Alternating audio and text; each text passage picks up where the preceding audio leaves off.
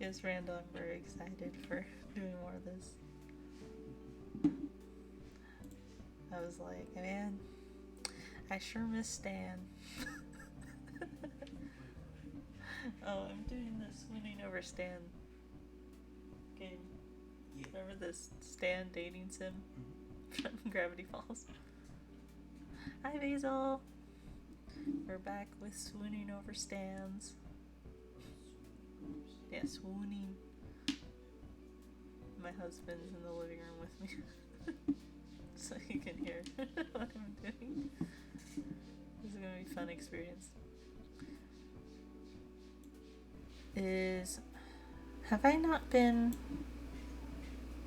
Have you guys not been able to hear me the whole time?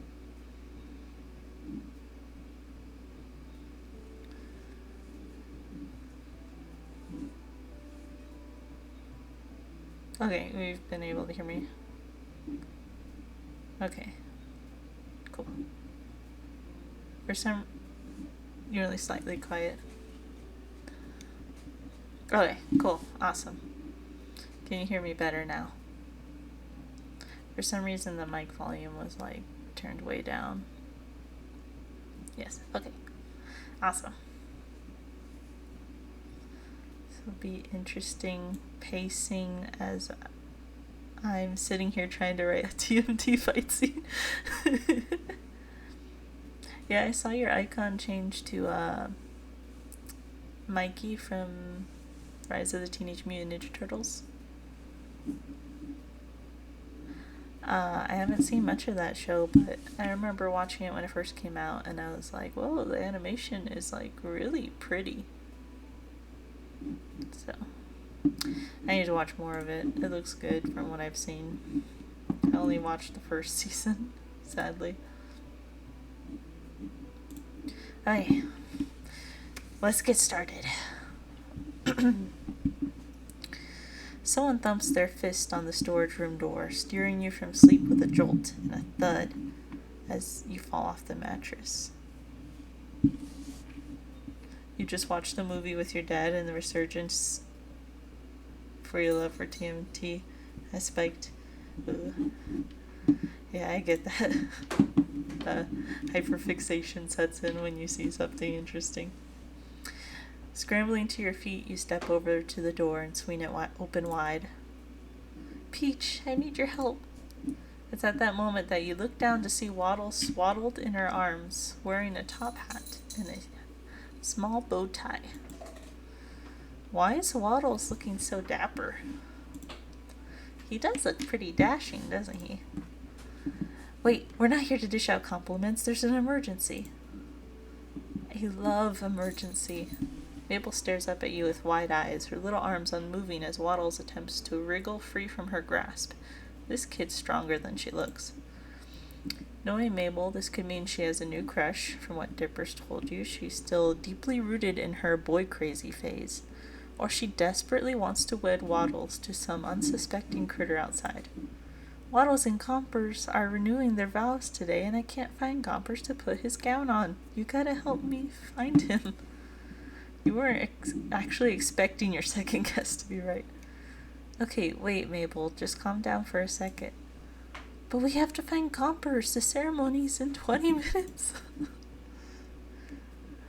When I'm playing this game, my DMJD starts acting up because of all the smiling I do. So silly. Waddles wriggles himself free and runs down the hallway to freedom, ignoring Mabel's shriek of protest as she chases him. You're compelled to go back to bed, deciding this is almost definitely a dream, but jog after Mabel regardless. You catch sight of Mabel just as she leaps over Dipper, who's sitting on the floor with a large array of graph paper and chewed pencils. She runs to the back door, suspiciously open, after Waddles' snorting self, yelling at him not to lose his tie. Mabel, what's going on? Mabel's apparently... I can't help myself but say Maple. Waddles, wedding, Gompers?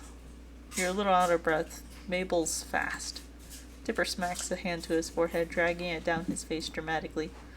Of course, she told me they're renewing vows or something. Of course, she told me they're renewing vows. Oh, I always get confused when their avatar switches, but then, like, this doesn't change. I'm so used to visual novels. Like, when the avatar changes, usually a new sentence appears here. They got married last summer, but she misses the pizzazz of weddings. Dipper looks nonplussed, but you can tell he's a little... Dipper looks nonplussed, but you can tell he's at least a little invested. Sammy gets so thrown off by that. Are you going to help her with whatever that was? I don't even know what's going on. I don't even want to imagine this marriage failing.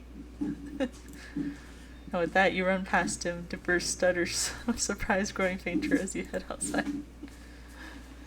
Mabel's already a ways away when you burst into the shack's backyard. Fortunately, Stan and Ford are nowhere in sight. You're not sure what you'd think of them finding you searching for a goat bride, as Mabel calls out to lure Gompers home. Come on, Gompers. I already booked the second honeymoon, and the caterers are going to be mad. Runaway brides are so cliche. The pizzazz of weddings, yeesh. You should see how expensive actual weddings are. As someone who's been married, weddings can be really expensive. Mine was very small because, according to research, the more expensive the wedding is, the least likely your marriage is going to last. And it was during COVID, so it was very small. I got married in 2020. We had actually planned way before then. We got married in June, and yeah. I told everyone that we were going to have a reception, like, once everything was over, but yeah, no, it took too long, and then I had a baby. Oh yeah, we never did that. Yeah, we never had a reception. Yeah. I told everyone, I'll be like, yeah, there'll be a reception, like, after COVID's all over, but then, yeah, no, we had a baby. Yeah, COVID weddings are the best. I'd say it worked out for the best. We had just, like, a small backyard wedding. It was really pretty because the person who lent us the backyard, it was a really pretty backyard with, like, tall pine trees that covered the whole backyard. It was nice.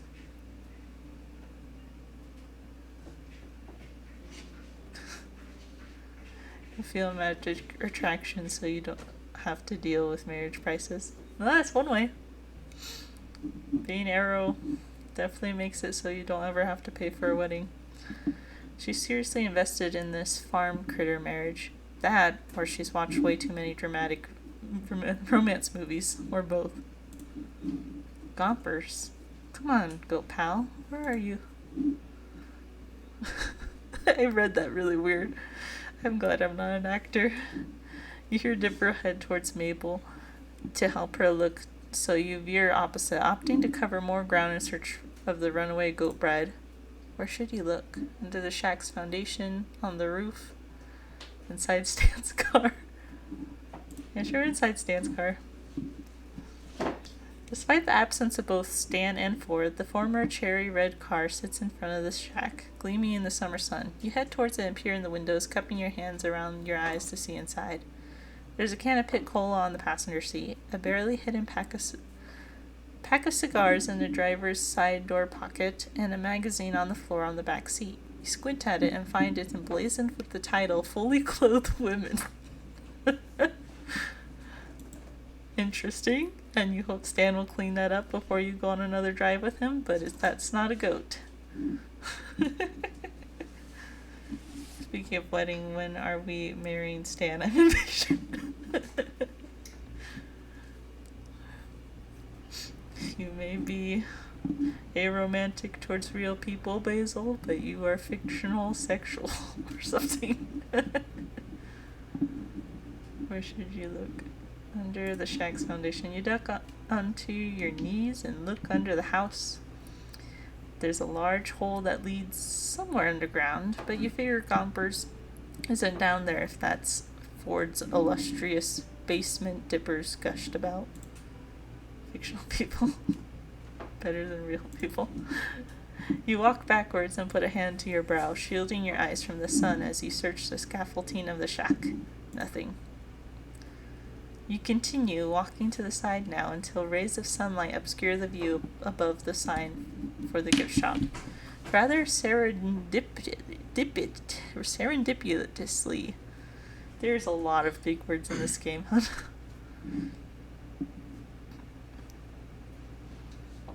You would be in a harem, Randall. Oh. You continue walking to the side now until rays of sunlight obscure the view from above the sign for the gift shop. Rather serendipitously, a cloud glides overhead to block the sun, and you're able to look up higher, seeing the misspelled lettering, the various wear and tear in the roof, and a small billy goat munching on part of the weathering. Wait. Hey, Mabel! Yeah?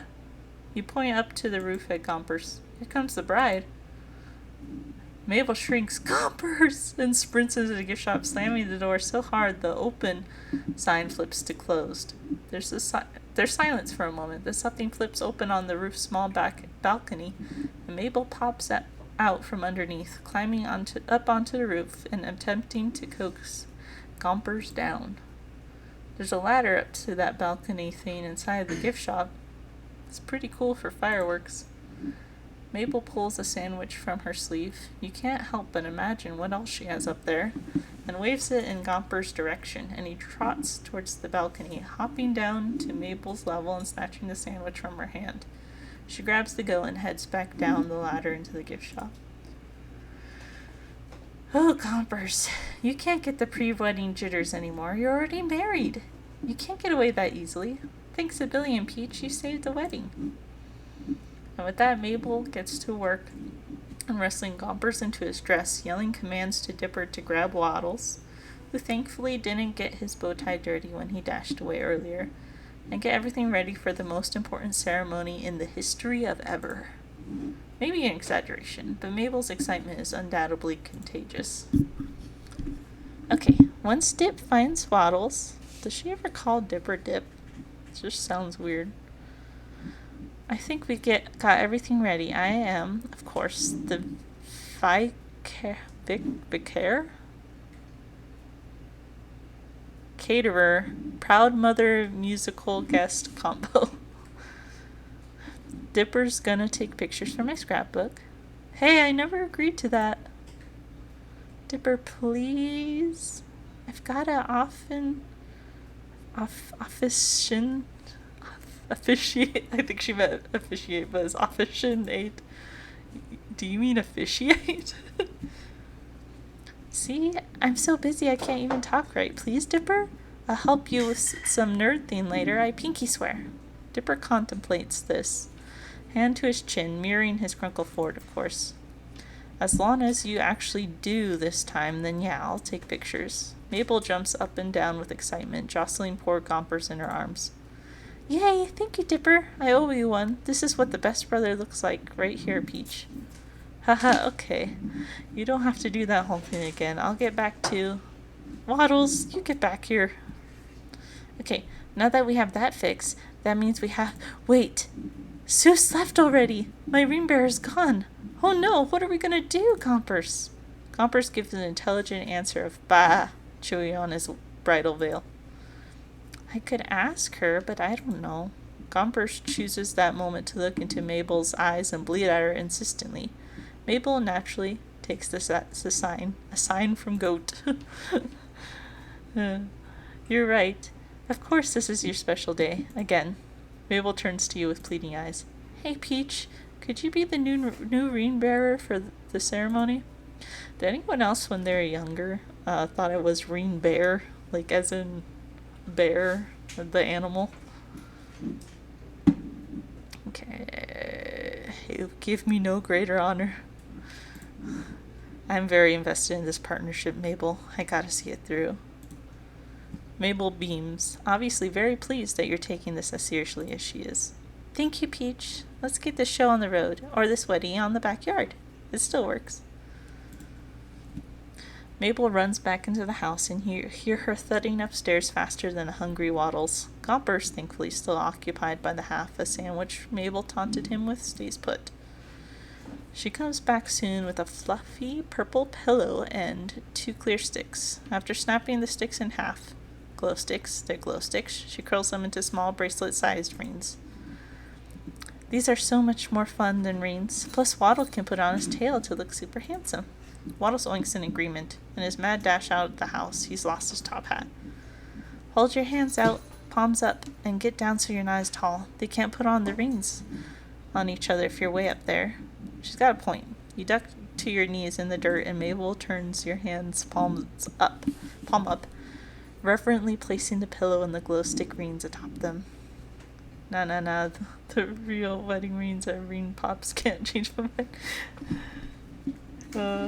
The whole proposing with a ring pop is so cute. So cute and dumb.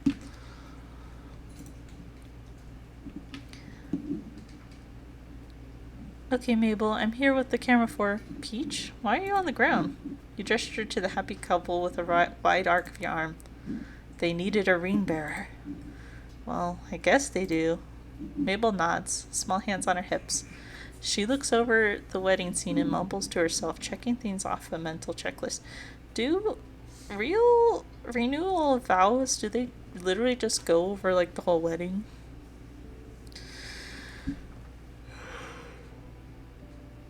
It's something to think about for me. Not that I'm ever gonna do a wedding vow renewal. I feel like those like only make sense if you have like a rough patch in your marriage, and then I don't know.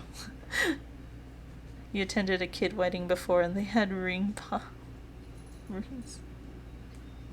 Don't they just go to a priest or a judge or something to renew the vows? I thought it was just like a party, because like renewing vows, you're already married. So like you're just like, I don't know. I gotta look that up. Okay, I think we have, wait, I forgot the flower petals. I'll be right back. And she's gone again, leaving you alone with a pig groom, a goat bride, and 2 glow stick bands of goatrimony. That kind of works. You decide not to crack that pun on Dipper, who's examining his disposable camera. He pops the back open and sighs, smacking a hand to his forehead. This one's out of film. It must have been one Maple used at Candy's party. He looks up at you and shrugs. Sure, if someone wants, it could be a full process or just a small thing. Depends on the person, probably. Yeah, that's what I was thinking.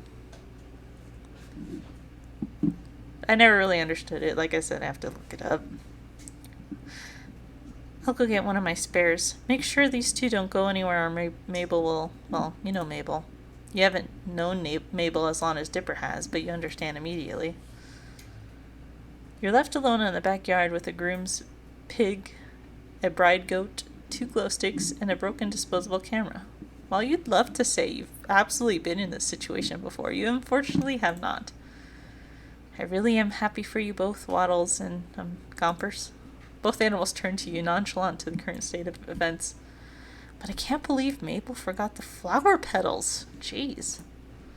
Just as you continued the one-sided conversation between human, goat, and pig, you hear 2 voices coming around from the house. I knew this would happen. I knew they would walk in on us.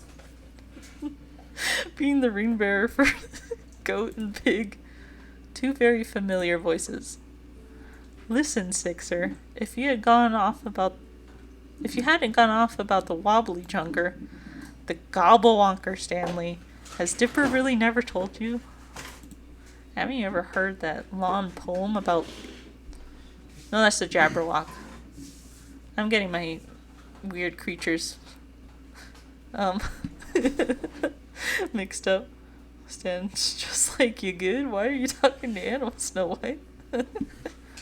Let's propose with glow stick rings. That's actually would be really cute.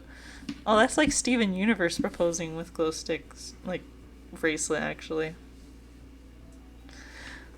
But that's more cute because of the background between him and Connie. Then you wouldn't have freaked out the kid at the store we needed, and we'd have, oh, I don't know, the stuff to fix my house after you got a car stuck in it. It's still my house, and besides, if he was a fisherman, he needed to know. Both Stan and Ford round the corner to see find you sitting on your heels next to Waddles and Gompers, brandishing a pillow and glow sticks in the dirt. The three of you stare at each other in silence. Mabel needed a ring bearer for the wedding. It's at that moment that Mabel kicks down the back door, runs to your side, and throws rose petals atop your head. Ta-da!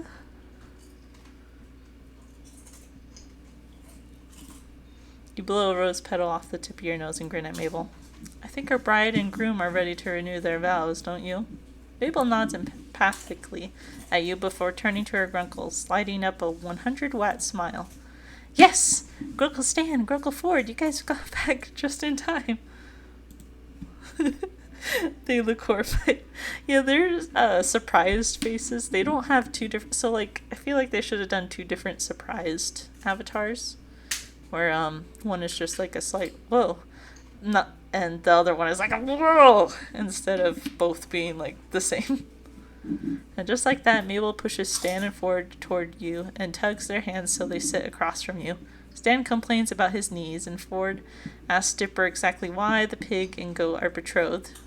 Fits with what you know about both at this point.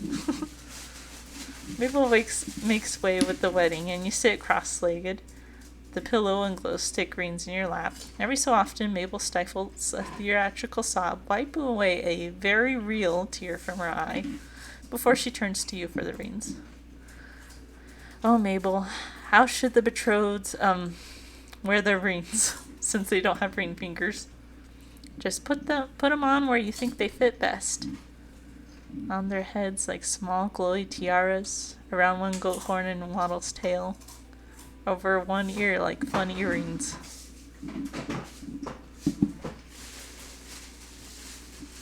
I kind of want them to have small glowy tiaras. You stand and carefully place one ring atop each animal's head. The Keens of Gravity Falls. Almost immediately after that, both of them shake their heads and the rings predictably fall off. Maybe not. Oh, they look so cute like that, though. Mabel gasps, bright eyes wide with an idea. Maybe I'll make them crowns so they can really be royalty. Oh, that's pretty good.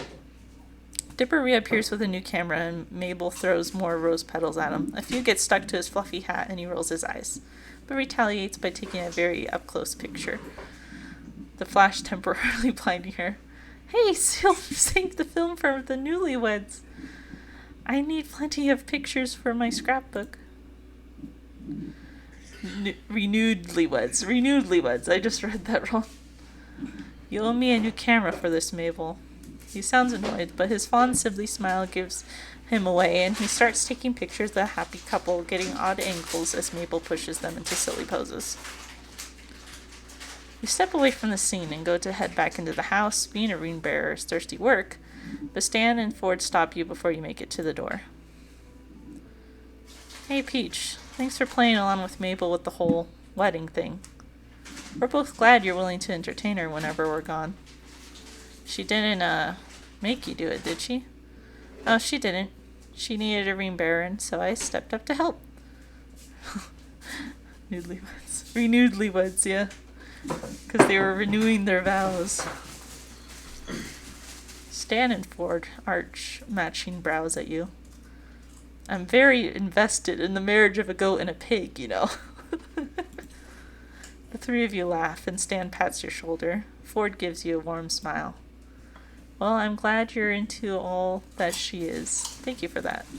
Yeah, kid. It's nice of you to be nice to her, you know? Stan clears his throat awkwardly, rubbing the back of his neck. Thanks for playing with Mabel and her weird wedding thing. Looks like she likes you. It's not hard, but still. It gives you a genuinely grateful smile that you easily return. It's no problem, really. I'm happy to keep her and Dippy. Dippy.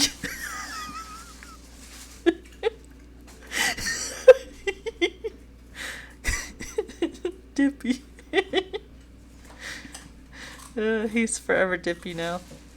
Happy to keep her and Dipper Beware, I can't. First it was Maple, and now it's Dippy. Stan nods at you, pink in his cheeks. Oh, he's blushing. Before going past you and heading into the house, you swear you see Ford give him a funny look, but you could just be imagining it. Ooh, you're getting your hedgehog tomorrow? Show us, Rebecca. Show us your hedgehog cage. And then your hedgehog when you get him tomorrow. Hey, Peach, you're gonna miss the party. We got popsicles. I call the red ones.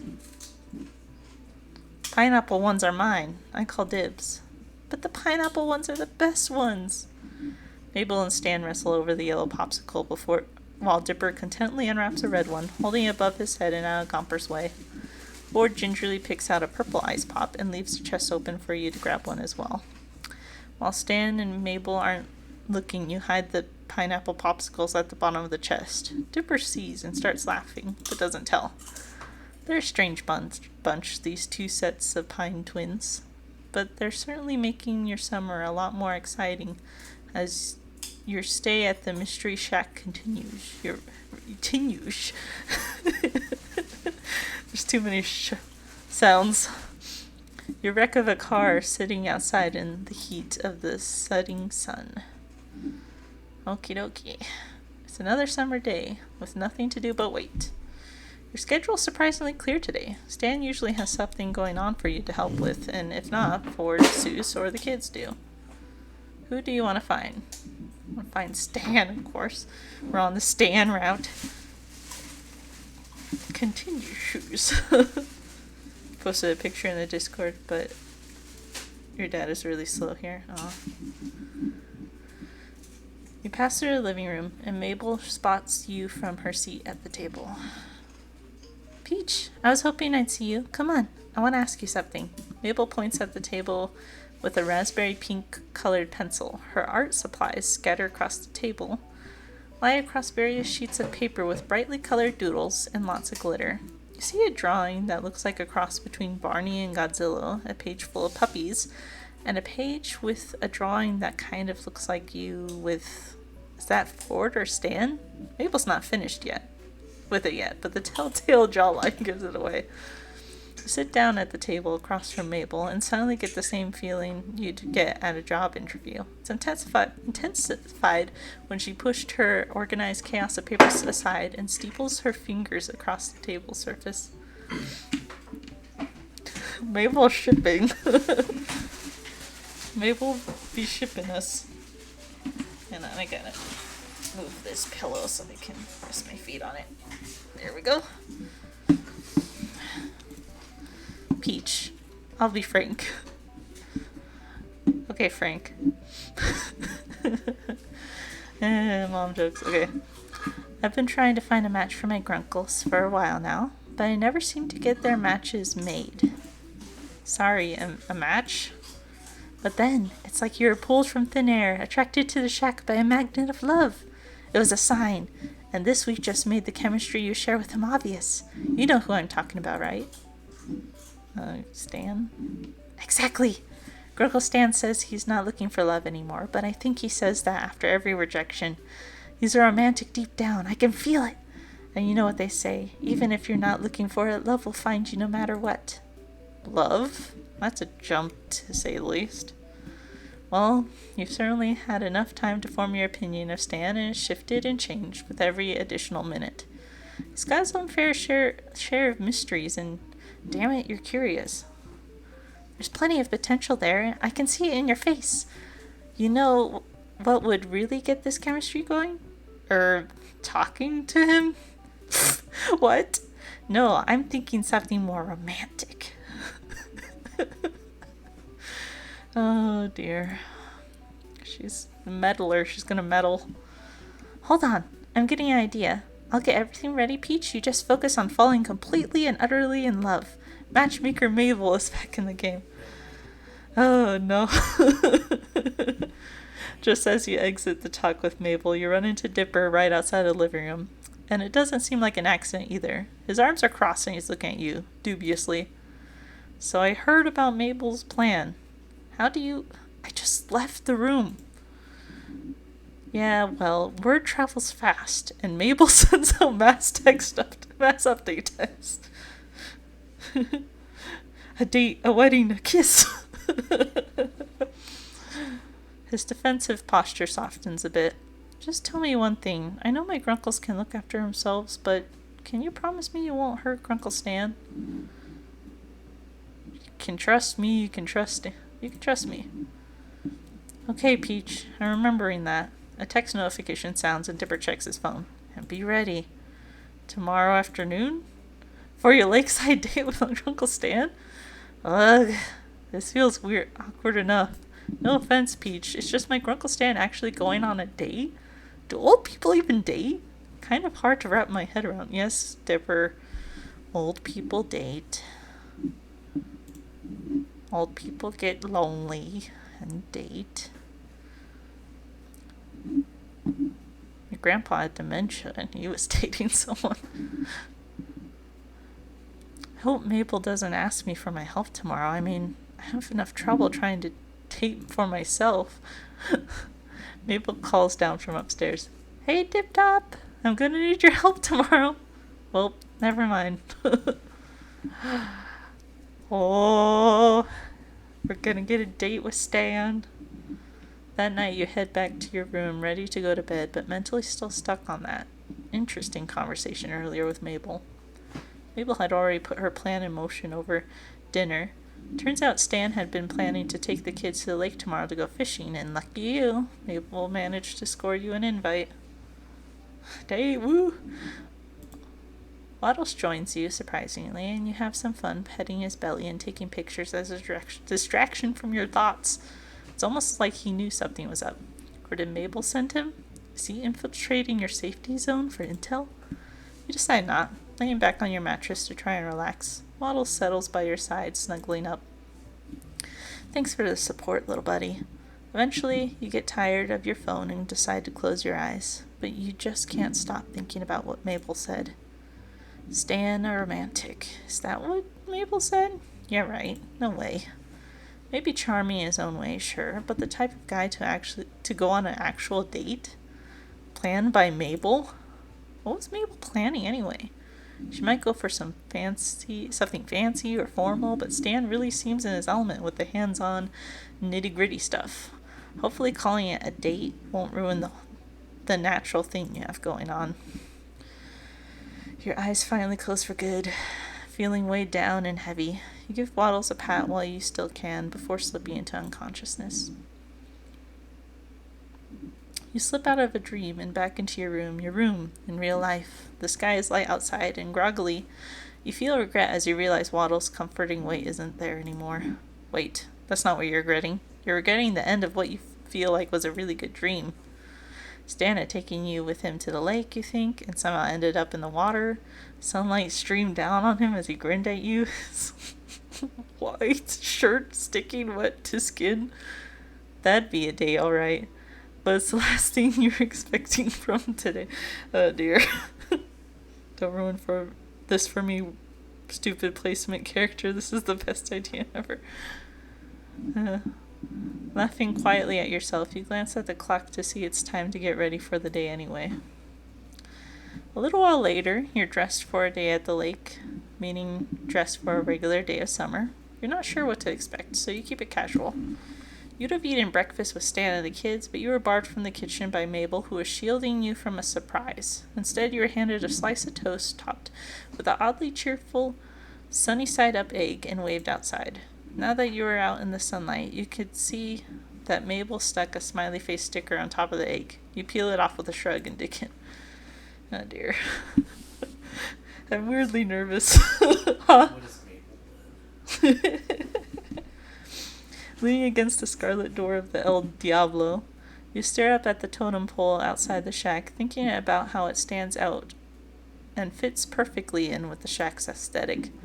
It's obviously part of the weirdness of the tourist stop, but you're not sure why. It looks pretty well made, even if it's kind of creepy that whenever you move the eyes at the tops, wherever you move, the eyes at the top seem to follow you. How did she stick a sticker on it? Why it probably makes sense. Well, I guess you could just lay the sticker on it. It still works. Suddenly the front door of the house bursts open, and a flurry of sequins and glittery hair clips flies out, attached to a very excited Mabel. Peach, are you ready? You're not spying on you're not spying any conspiratory nudges or winks. So you kind of think Mabel's dropped the whole date setup idea, at least for the moment. For what, fishing? Yeah, aren't you excited?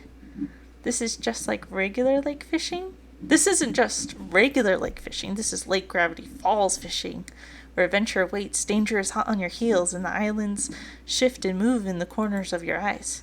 The what move? Are we talking about Scuttlebutt Island? I love telling that one. So we were out on the shore, right? And we saw this giant... Hey, kids. Hey, you kids better not be giving Peach that lake monster story again. Stan comes out of the shack with several fishing rods in the crook of his arms, as well as a large tackle box in his right hand. In his other hand are 4 fishing hats, with haphazard embroidery on the front of 2 of them. The closer looks reveal that they're actually named stitched on the hats reading Mabel and Dippy. Oh, I foreshadowed the Dippy. I saw it, that's why I started laughing, because I was like, Dippy. I forgot that was on his hat. Grunkle Stan, you don't have to pretend not to believe us anymore. I swear it really happened. It just rose right out of the water and started chasing us. And we had to row back as fast as we could, and it was speaking in creepy monster language, and... What did I say? No more monster talk, or are you going to scare Peach away? Both kids look a little disappointed, but leave it at that. Stan puts on a smile and drops Dipper and Mabel's respective fishing hats on their heads. And Mabel tugs hers on while running to the car, while Dipper follows, exchanging his usual hat for the fishing one. Stan looks after him, then turns to face you. Kids love to exaggerate. Pretty sure it wasn't that terrifying. Besides, I've been through worse. You hear that, kids? Only your Grunkle Stan's got the right to complain. Stan hefts his fishing supplies over one arm, using the other to dig around his pocket for car keys. He tosses the rods, hats, and the tackle box inside. Mabel's hand darts in before Stan can close her trunk, grabbing a hat. Before you can tell what it says, it's shoved into your hands, and you smooth out the fabric to read Peach. Stan groans. Mabel, I thought I told you I wasn't gonna give it to her. Oh, you made a hat for us.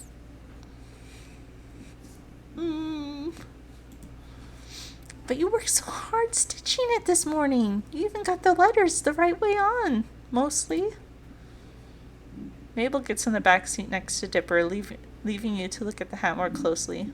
The sewing is a little messy, and one of the letters is backwards, but Stan clearly put some amount of care into it. Speaking of Stan, he's staring at the hat Mabel shoved at you, thinking of something to say. Did you really make this for me? Honestly, I would be touched. I will cherish it forever. Yes, exactly, Basil.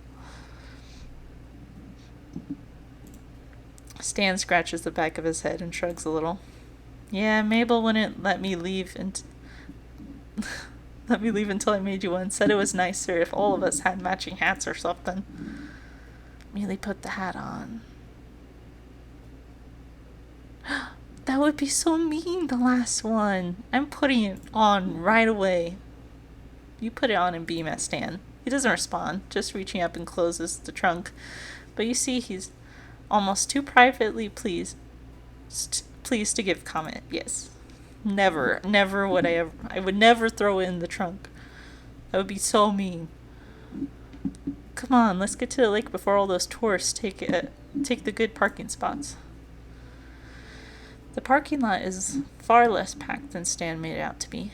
The weather brought out the true fishing fanatics, and you recognize a few customers from the shack's gift shop milling about. There are a couple clouds out, but the sunshine is warm against your skin as you step out of the car and you shield your eyes from the light as you look over the lake.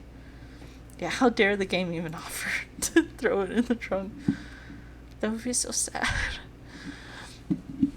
A few boats bobbing up and down in the blue-gray water sport telltale signs of fellow fishers with poles sticking out over the boat's edges, but some people are just relaxing in the water.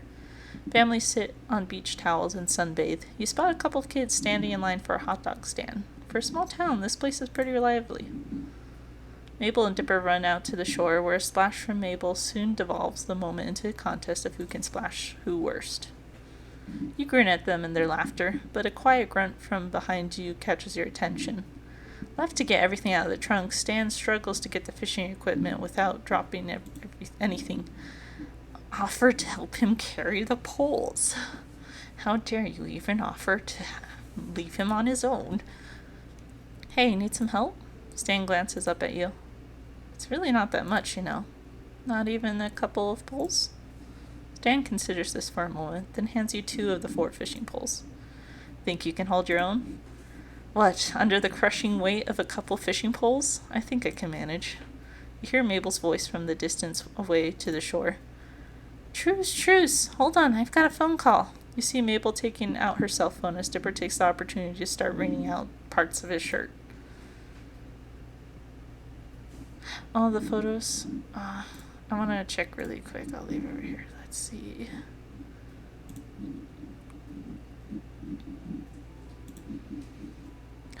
Oh, Rebecca! Oh, it looks so cute. I gotta visit your house and see your hedgehog when you get it. I'm gonna cry. Okay, I'm alright. Okay, I'll be there in 5. Bye, Grenda. Mabel hangs up and rushes to you and Stan. Grunkle Stan, I'm really, really sorry, but an emergency is happening right as we speak. What, is someone dying? No, the opposite. A birthing. What? Grenda Jr. is having a baby right now, and Grenda needs me there for motherly support. Grunkle Stan, you gotta let me go. Stan scratches his head and frowns. I don't know, sweetie. I thought we were all gonna go fishing today. Can't she hold it in? Isn't that a thing that happens? Nope, and it's not every day I get to see the wonders of iguana childbirth. Okay, I was like, it's gotta be a pet of some sort. Crinkle Stan, please? I think iguanas don't give live birth, do they? They give egg birth. Someone look that up for me. Mabel gives those patented Mabel puppy eyes. Stan lets out a heavy sigh, shakes his head and smiles. All right, Pumpkin, go on. I know your friend is waiting for you. Thank you. Mabel wraps her arms around Stan's waist and gives him a strong hug, her wide grin never faltering. Then she lets go and grabs Dipper's wrist before dashing off. And I'm taking Dipper for moral support. Wait, I didn't agree to this. Mabel! It's the egg hatching that, yeah, I was like, is the eggs hatching? Or is she just laying eggs? I thought lizards hatch from eggs. That's the... Oh, I should just shut my mouth sometimes and let it go on its own. But I'm glad. Yeah, I was like, wait. I know some reptiles do give live births, like some species of snakes and stuff. But I don't know about iguanas. They lay 5 to 20 eggs, yeah. Yeah, okay. Yeah, I was about to say, they don't give live births. But... Wing woman Mabel, yeah, that's what I was like, she's making an excuse to run away. Leave us alone with Stan. But my character immediately says, I thought lizards hatch from eggs. It's like it can read my mind, it knows me. Thought so too, but hell, I've seen weirder. Best not to question it. Before you delve too deeply into the thought of live birth lizards, your phone buzzes in your pocket. You pull it out, and it's a text from Mabel. Hi, Peach. I fixed you up so you can get a whole day with Grunkle Stan. Have fun. Winky face. Oh shoot, I gotta go. Grenda says Grenda is getting closer to baby time. See ya. Okay, so it was actually a real thing, I'm guessing, because she didn't have to keep playing it up for us. That clever little devil. Something wrong? Nah, just Mabel saying she's going to send lots of pictures of the newborn lizard. Well, come on, let's get fishing before it gets dark out. Towards the end of the first pier, docked with only a frayed length of rope, is a sad-looking dinghy?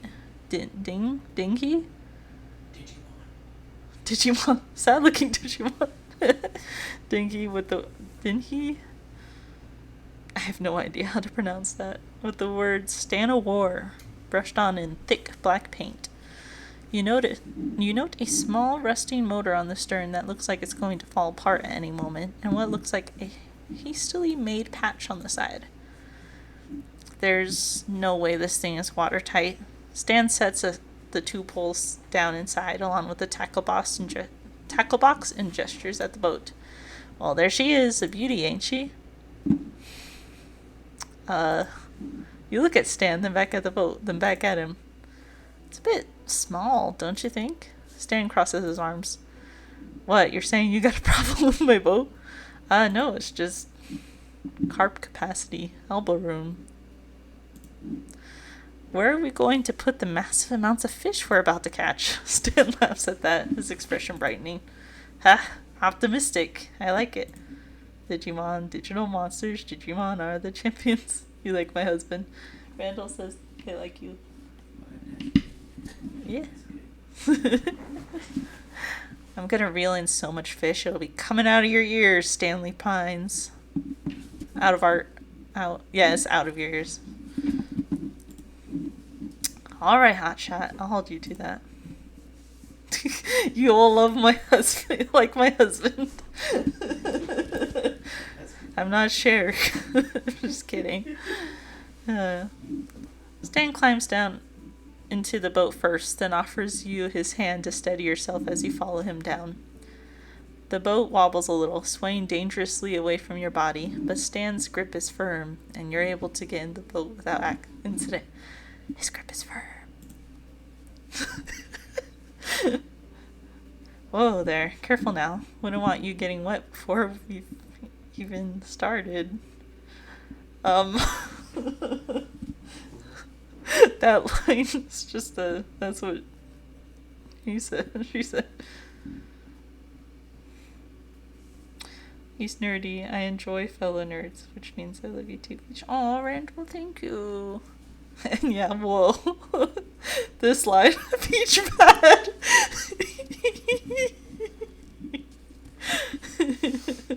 I can't help it. But this line.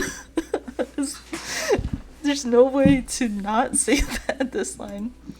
The footing's a little tricky, see? That plank has a habit of moving and tipping this boat the whole way over, and when that happens, you want to swing your way over here. Okay, no, I'm getting out.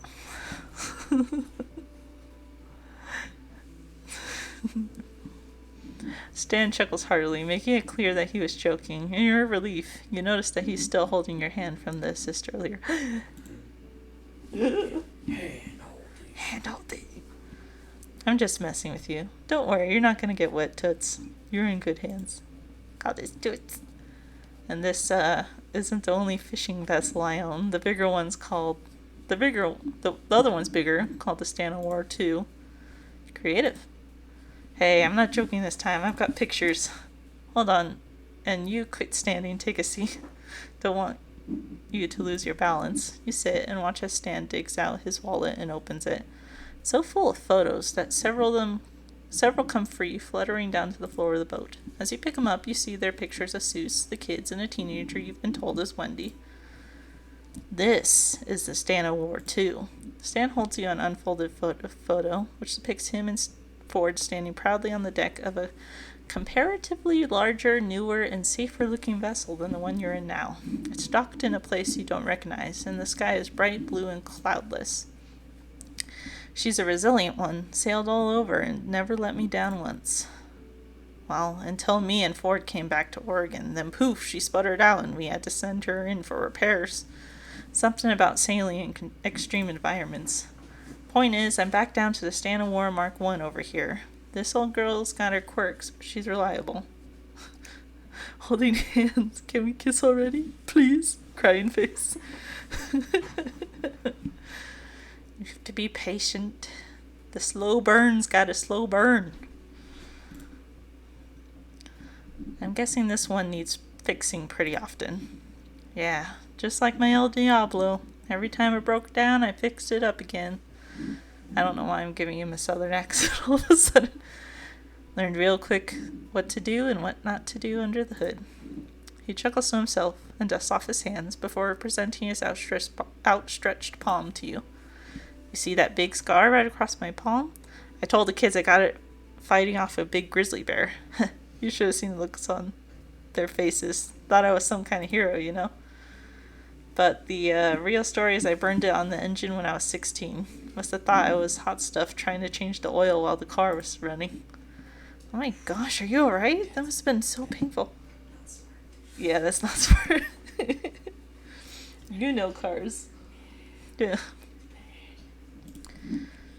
My pops called me an idiot for thinking the engine wasn't hot, but my mom cleaned me up in the end. Remember, you're still holding his photos, and you hand them all back, which he returns to his wallet with some difficulty. Kiss him to make him feel better. Gotta be patient. Hey, does that wallet just carry photos, or does it hold money from time to time? Stan chuckles at your teasing. Nah, I just keep a lot of photos in there to remember. Keeps me grounded. Anyway, let's get this show on the road. Stan turns, busying himself with cranking the motor, and with a few pulls it sputters to life, expelling a thick plume of exhaust. He coughs and attempts to wave it away quickly. Stan gives the motor a couple of good thumps and it quits coughing, the engine smoothing out into a much gentler thrum. From there, he's back focusing on untying the boat from the pier and easing it out into the open water of the lake. You have no patience, Basil. Glancing around, you spot the two policemen from your night in the clink, and you quickly duck out of sight, hoping to avoid being seen. Stan turns his head and notices you crouched on the bottom of the boat and quirks an eyebrow. You hiding from the sun or something? No, it's those two cops from a few days ago. Stan whips his head, spots them, and lets out a laugh so loud it startles you. Who, Blubbs and Derland? I told you those two are harmless, and besides, I think today they're a little more focused on each other than us. You peek your head over the top edge of the boat, just enough to check out Stan's claim. Sure enough, the two cops seem to be engrossed only in each other, laughing and applying sunscreen to each other's skin. It's cute, you think, and a relief that they're not on that onlook to arrest you and Stan again. Phew. Thank goodness. That cell is way too cold to go back to.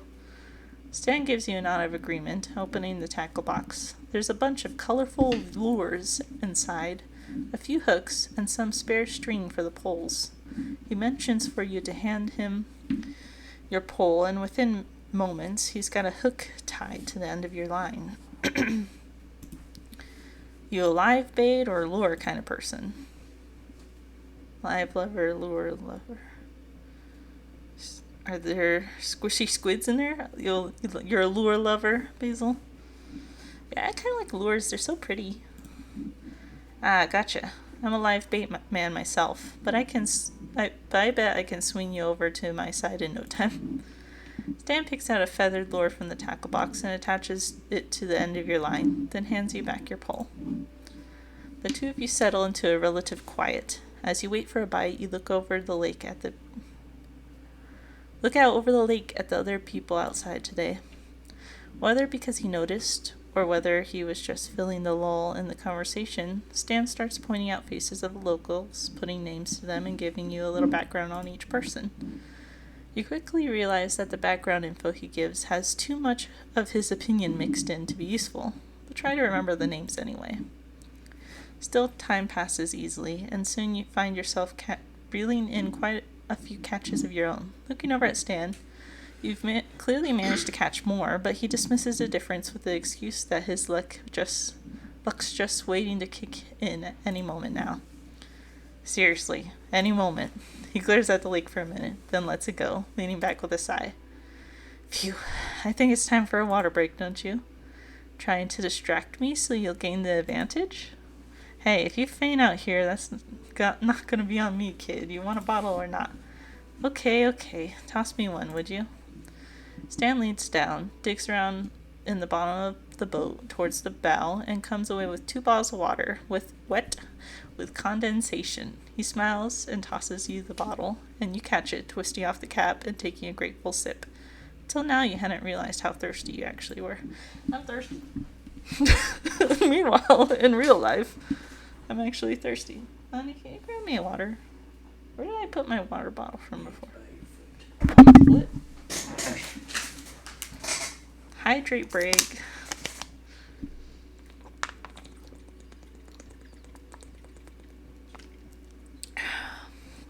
Yeah, same, you're drinking water. That moment reminded me, like, I'm kind of thirsty.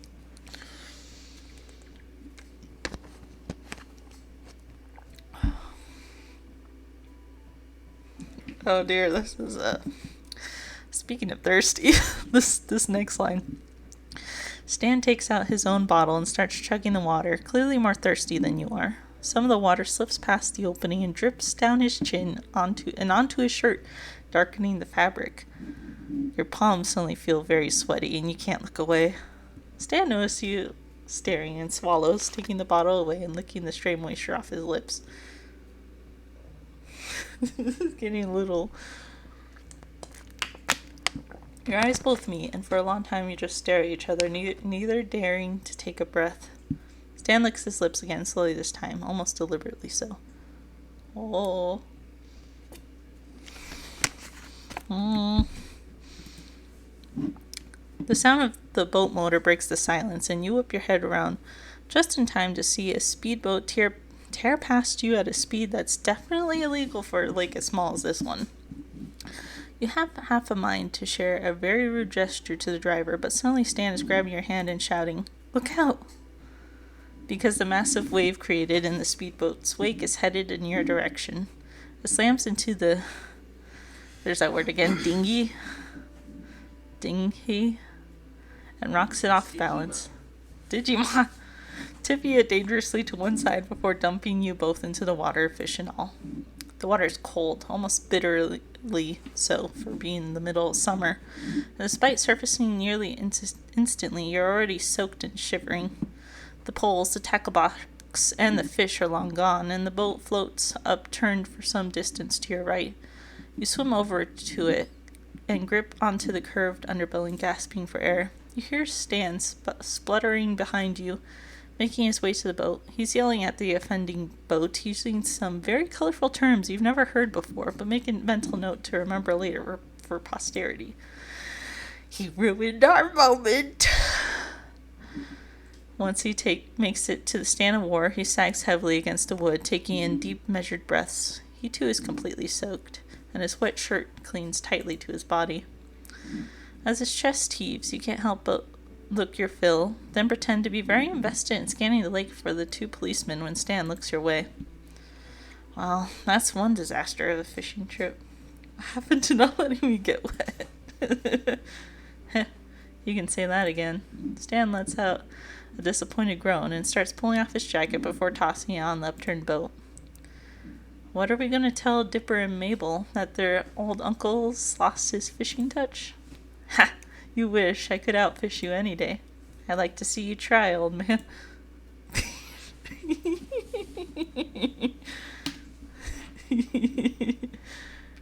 Oh man, why I oughta. He splashes water on you and you shriek in mock outrage before a wicked grin fills your face. Oh dang. Should I splash him back, flick water at him, dunk him?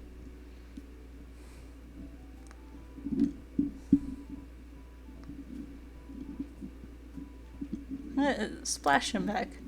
You rake your arm through the water, creating a big enough wave that splashes Stan, re-soaking him from head to chest. He looks shocked for a moment before letting out a deep belly laugh and returning the gesture with an even bigger splash.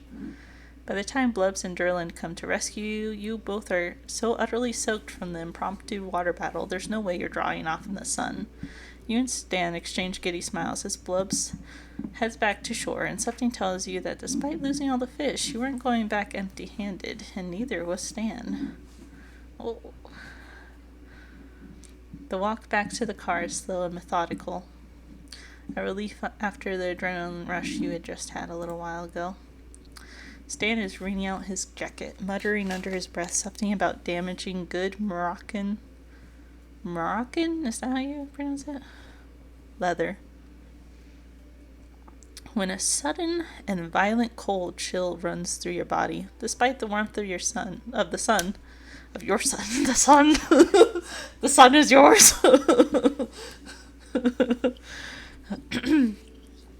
Despite the warmth of the sun, your soaked clothes and clammy skin from the water all catch up at once and you start shivering or getting hypothermia. And you die.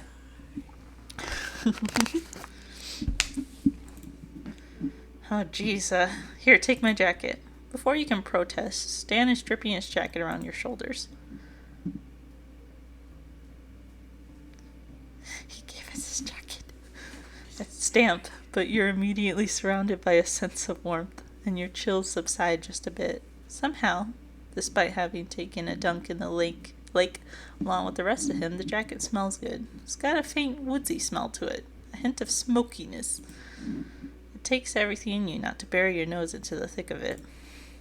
While you're busy taking in the jacket, Stan hops into the driver's seat and has the El Diablo cranked and running in a flash. You need a ride back? Stan, you are my ride. I know, I'm just teasing. He reaches across the bench sheet and opens the passenger door, motioning for you to come inside. Come on, let's get back to the shack. It's a lot warmer in here than out there, you know.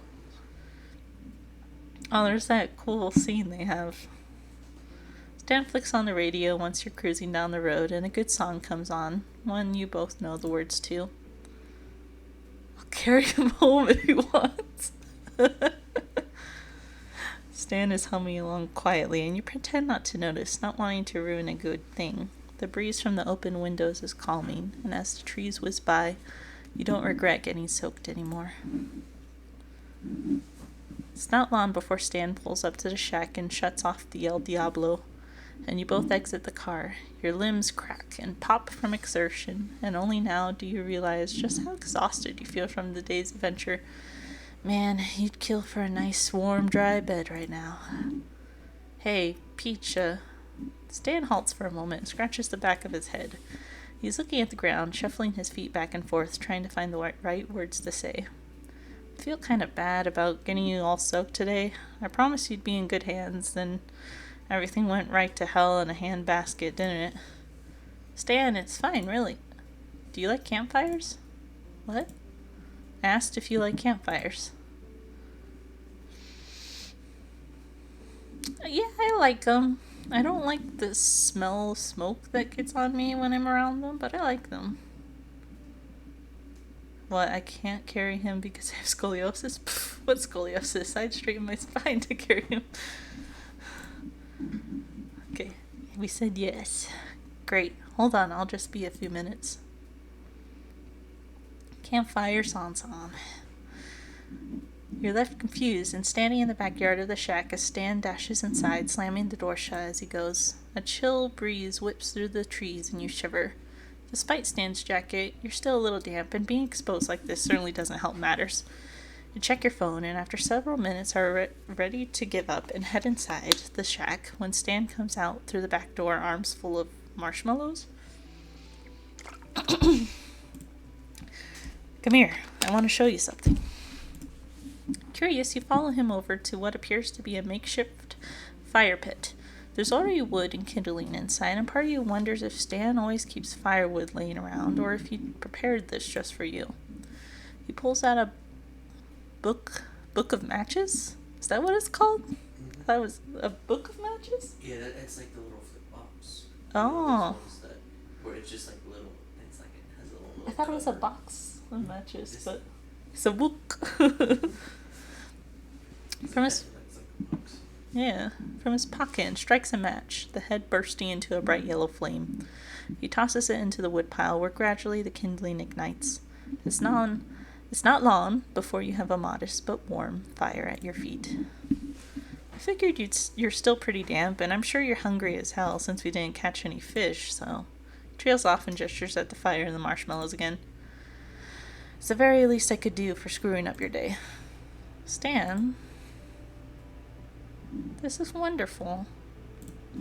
This is wonderful, Stan. Thank you so much. Stan blushes just a little from the praise. You can tell he wasn't expecting it with that much sincerity. Well, shucks, I'm glad you like it.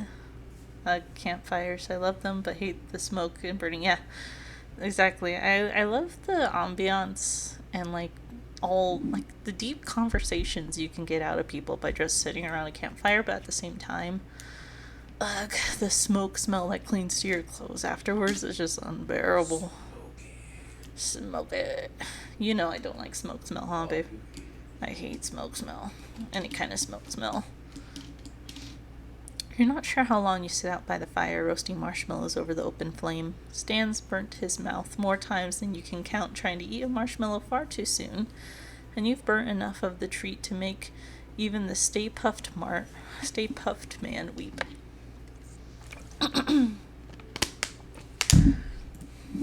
Stan plucks another marshmallow out of the bag and turns it over in his fingers a few times like he's complimenting something before turning back to face you. You ever played catch with these? Huh? I mean, tossed them up and try to catch them again with your mouth? Yeah, who doesn't do that? Hey, thought I'd ask. You never know with some people these days. Suddenly a grin spreads across his lips and he tosses the marshmallow up in the air straight towards you. Catch. You lean back and watch as the marshmallow slowly arcs and falls towards you. You're gonna make it, you're gonna make it. It sails just past your cheek and lands on the ground. Stan makes a disappointed noise, but you pluck the marshmallow off the ground anyway and pop it into your mouth. Close enough. You don't mind the smoke smell, but once your pants caught on fire on your neck, ugh. That's scary. I'm sorry. Don't get too that close to the fire. Suddenly, the back door flies open, and out come Dipper and Mabel, running up to the campfire excitedly. They're both in pajamas, but look wide awake as ever, and are already snatching up the marshmallow bag to dig in. Are those marshmallows? Come on, Grunkle Stan, why didn't you tell us you were roasting marshmallows? Because you should be in bed, Pumpkin, that's why. He ruffles Mabel's hair affectionately and pulls her into his lap, handing her his roasting stick. Nope, we're teenagers now. Teenagers don't have bedtimes. Yeah, exactly. So Grunkle Stan, answer still no, kid. No, you cannot go on the 3-day camping trip to track ghost prints. But Grunkle Ford supports my theory. Yeah, you learned a good lesson that day. Aw, Pumpkin, that makes you think of your dad. But he calls you Munchkin. Oh, that's so cute. Because my dad is Hispanic, he calls me Mija, but he would always go Mija, Mija, Mija, Mija, Mija. Like he'd say it like that. If you ask me, your Uncle Ford needs a bedtime too. So how was the live lizard birth? Oh, it was so exciting. Grenda Jr. was so relaxed, she didn't even realize Grenda Jr. Extreme was being born before her very eyes. And then, wait, Dipper, you tell him the rest. Why don't you keep telling now? I didn't get a great look. But I gave you a front row seat right next to me. You saw the whole thing up close, intimately, unforgettably. Dipper shivers, and not from the chill of the night air. Okay, fine. So Granda Jr. Extreme imprinted on Dipper. Isn't that the cutest thing? Little dip-dop of mom. No, it's not. And I'm not little. I'm manly. You and Stan chuckle at the kids' antics and give each other knowing glances as you each pop another marshmallow into your mouth. The fire crackles and you draw Stan's jacket further around yourself, feeling truly warm for the first time today. It's like you're made for each other. Okay, this is the same thing as said last time, but we shall see. It's a new day, and you wake up early, grasped with a desire to go outdoors. You decide breakfast for one doesn't sound too bad, and maybe a walk. Greasy's isn't too far, and the food there was pretty good. You'll be back before anyone even knows you're gone. This is going so slow. I need marriage now. You don't like a good slow burn, Basil? I love slow burns. It makes me feel so invested. And the payoff usually is pretty good. Defend against the morning chill, you pull on Stan's jacket, which you haven't yet returned from yesterday. Dude, that got dunked in lake water. Have you all ever been to a lake and have gotten your clothes in the lake water? It's nasty. That jacket's nasty. It's gonna be growing mold on it. Ew. You didn't see him when you got up, so it wouldn't hurt to wear it one more time, would it? When you arrive at Greasy's diner, you're immediately greeted with the scent of fresh coffee and sizzling bacon. Looking around at the other diners, you guess this is the breakfast rush. Yeah, you fell out. Everything happens to you, Basil. Why are you in so much accidents? Yeah, throw in the wash first, for real. Ew. Of course, in a small town like this, that means about a dozen other people are here. You've only been in Gravity Falls a week, but you're starting to learn some of the names, and Stan's refresher yesterday helped some too. That big burly guy over there with the bushy red beard is... You're struggling to recall his name. Let's see, it was... Ah, shoot. It's been so long since I've seen Gravity Falls. Dan, Don, Sam... Anyone else, like, seen Gravity Falls more recently and remember Wendy's dad's name? I think that's who he is. Funny part is I started thrashing because I thought I was drowning, but I was in a really shallow part, so you felt stupid when you stood up. Oh, I'm sorry. Aw.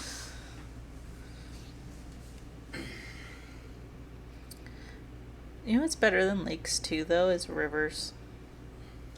Rivers are so nice. Like clean rivers, of course, because there's some really nasty, mucky rivers, but I've been to a river in North Carolina, and it was so nice. It felt so fresh and clean, and I've only ever been in lakes at that point, so when I was actually in a fresh, clean river, Manly Dan, thank you. That's why I'm waiting. It's like someone probably remembers it.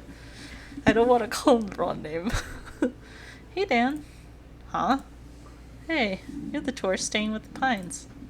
My kids are off somewhere else, so I got a seat open. And seat open? If you need it. I don't think that's grammatically correct in seat open. Seat. An open seat. There we go. Sorry, my brain was reading that wrong. An open seat is grammatically correct, yes. It could be nice to talk with someone other than the Pines for once. While fun, their hijinks can get tiring even for you. I'm so worried. I'm worried if I sit with him, Stan's gonna walk in and he's gonna be sad.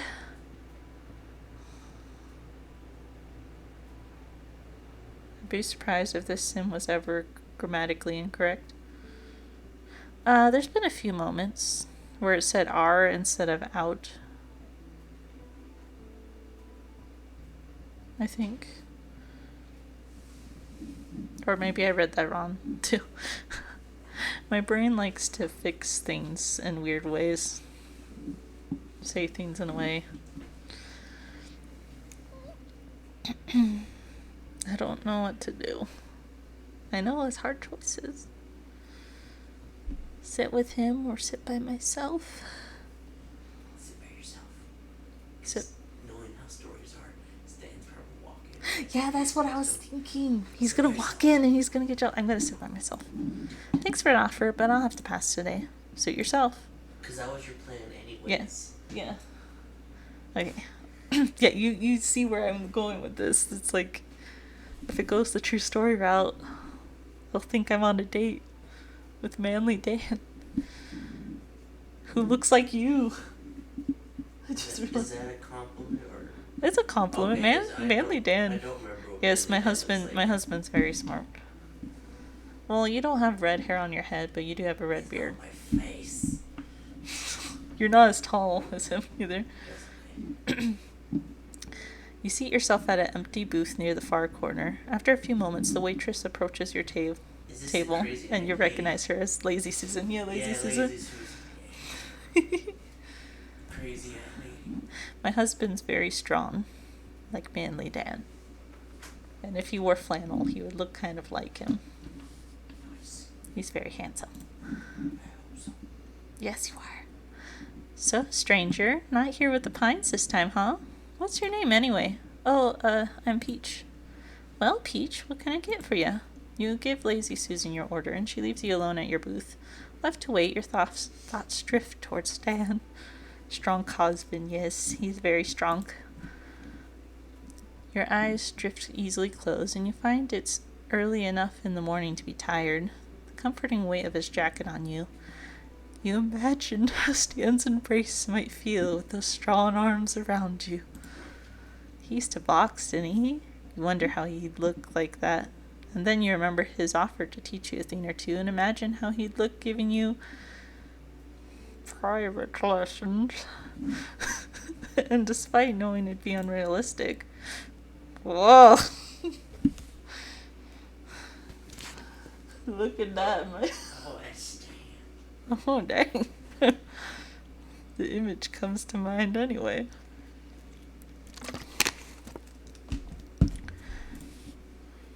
You snap back to the sudden awareness of your surroundings. Face flushed with the heat of embarrassment, you shake off those thoughts. Where's the chill of the morning when you need it? At that moment, Lazy Susan... It's back at the lake. It's been left at the lake. At that moment, Lazy Susan comes back with your order. Man, it smells really good. Here you go. So, I've been seeing you around here with the Pines and haven't even had the chance to talk to you yet. Mind if I stay a bit? Not at all. Make conversation? Ask her about the town. So how long have you lived in Gravity Falls? Oh, my whole life. Besides what happened last summer, it's always been a nice town, nice people, and nice food, right? Yeah, it's great. But what happened last summer, if you don't mind me asking? Triangles, yes. Oh, well, never mind all that. Ask her about Stan. Do you know Stanley Pines? She laughs. Who doesn't? Oh, he's a real charmer. Such a handsome fella. We almost had something once, but it didn't work out. That's so strange. I called him every night. So how are things going with him? What? Oh, yeah, I remember. Yeah, Mabel's... Oh, yeah. Mabel set him up on a date, and she was, yeah. You two look close. Saw you on the lake while I was fishing for dinner. Bet he's the real catch of the day, am I right? Laughing, Lazy Susan elbows you companionably, but you're speechless. She winds down with a sigh. Am I right? I'm right. Make conversation? Ask her about the diner. So are you the owner? Oh gosh, no, I'm just a waitress. Been here ever since I was a teenager. Me and Matilda have been the only waitresses here for years, but we've had a promising new trainee work in here since the spring.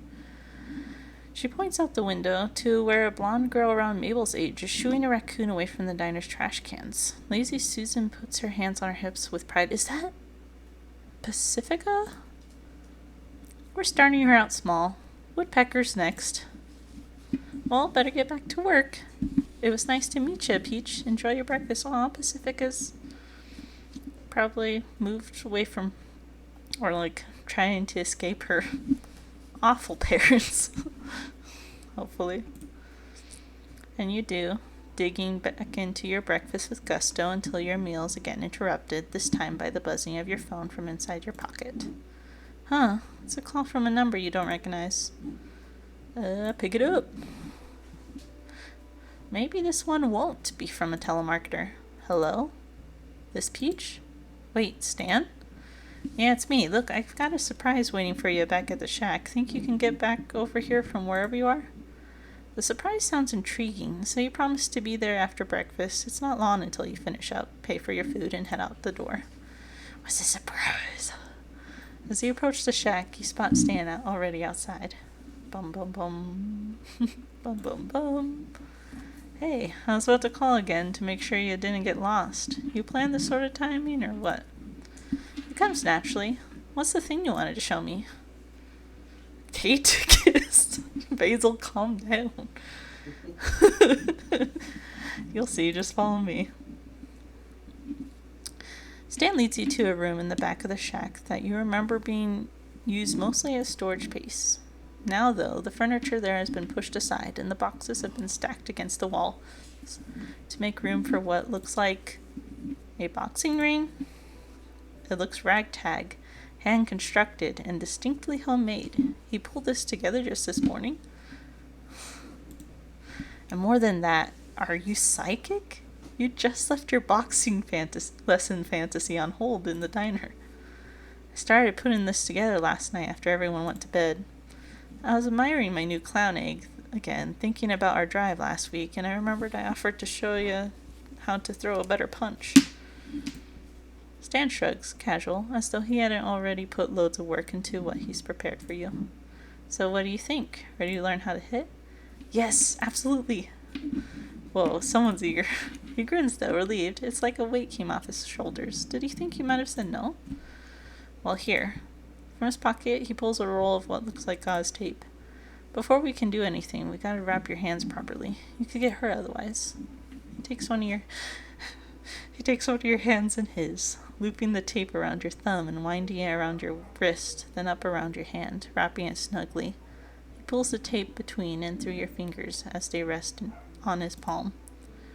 And his hand is warm. The warmth seeping into yours as he holds it. Do you like how I'm reading this? I'm just like, oh, like a Victorian woman.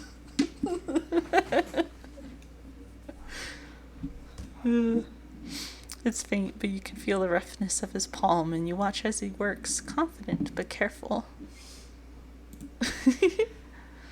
It shouldn't affect you as much as it does. You should feel neutral, grateful, nothing more, but when it's him, and the two of you are nearly face to face, the act holds an undeniable intimacy.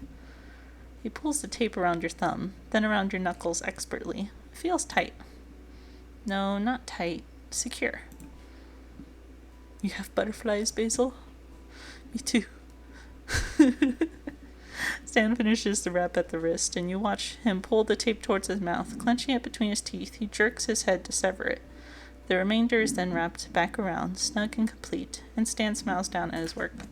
He doesn't look up at you yet, but if he had, you would have been embarrassed by the expression that's on your face. Other hand now. You offer your other hand, and he starts on it. Same as before. This time you watch the act less, and watch the look in his eyes more. It's his focus you find, and the care under it. You can see it in every pull and twist of the tape. A conviction to protect, to secure. Where's that pain? I don't know the difference. Well, you should know the difference between butterflies and pain, Basil. One of those shouldn't hurt.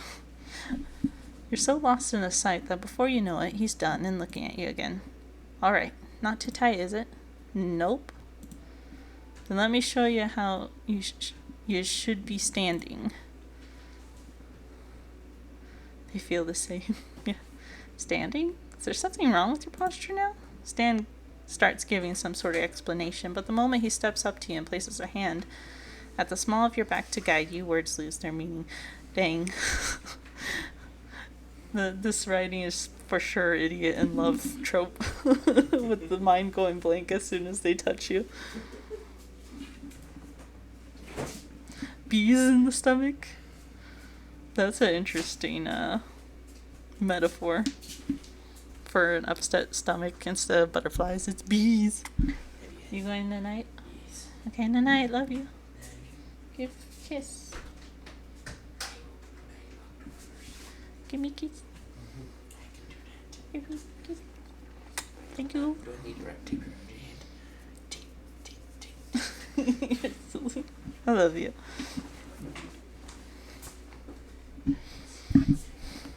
I am a desperate arrow ace in love with a fictional character. You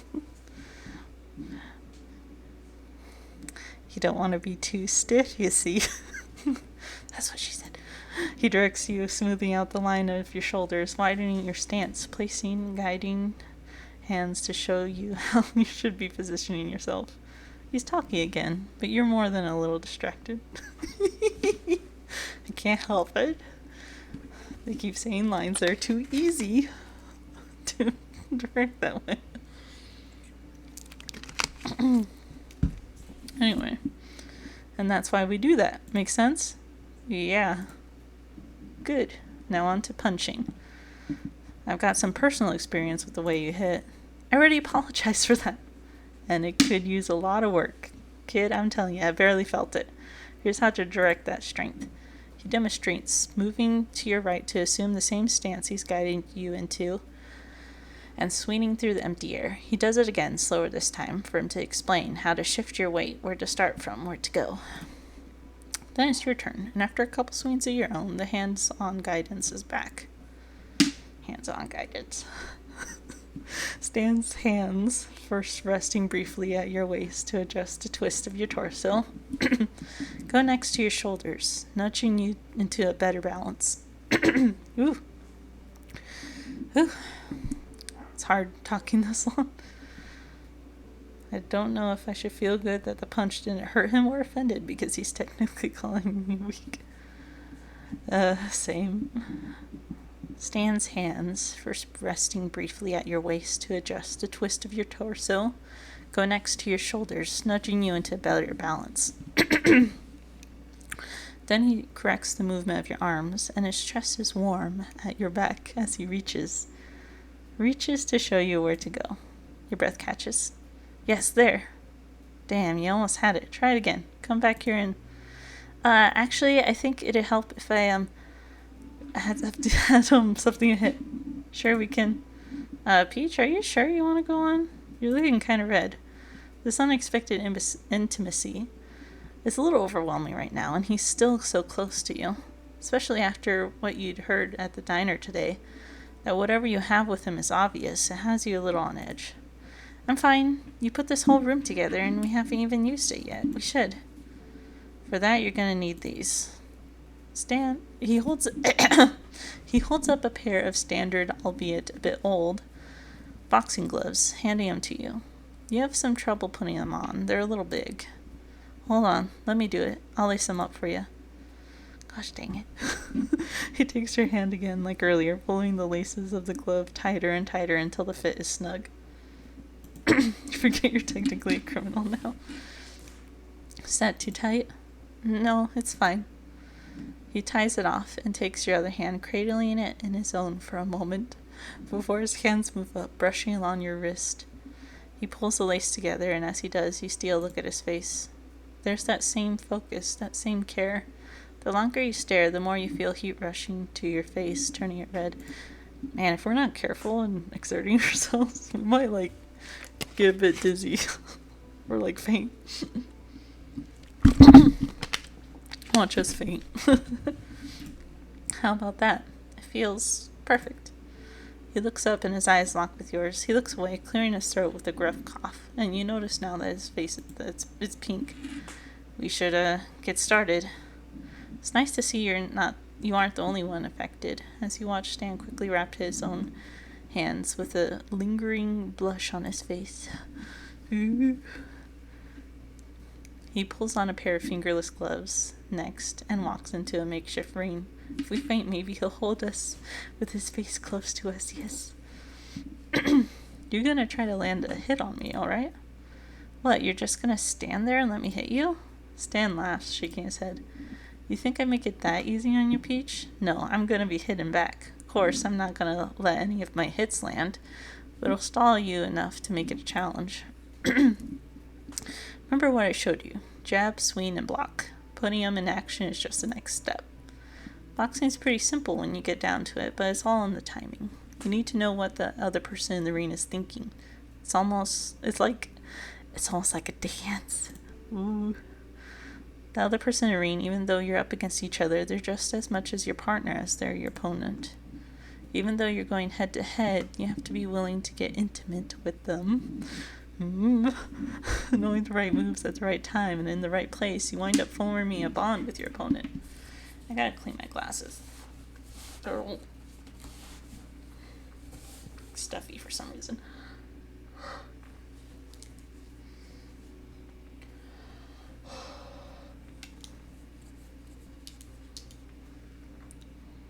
There we go. He nodded and stepped to join him in the ring. Where did you learn so much about boxing? Well, when we were kids, my brother and I had it a little rough. We weren't too popular with the other kids in the neighborhood.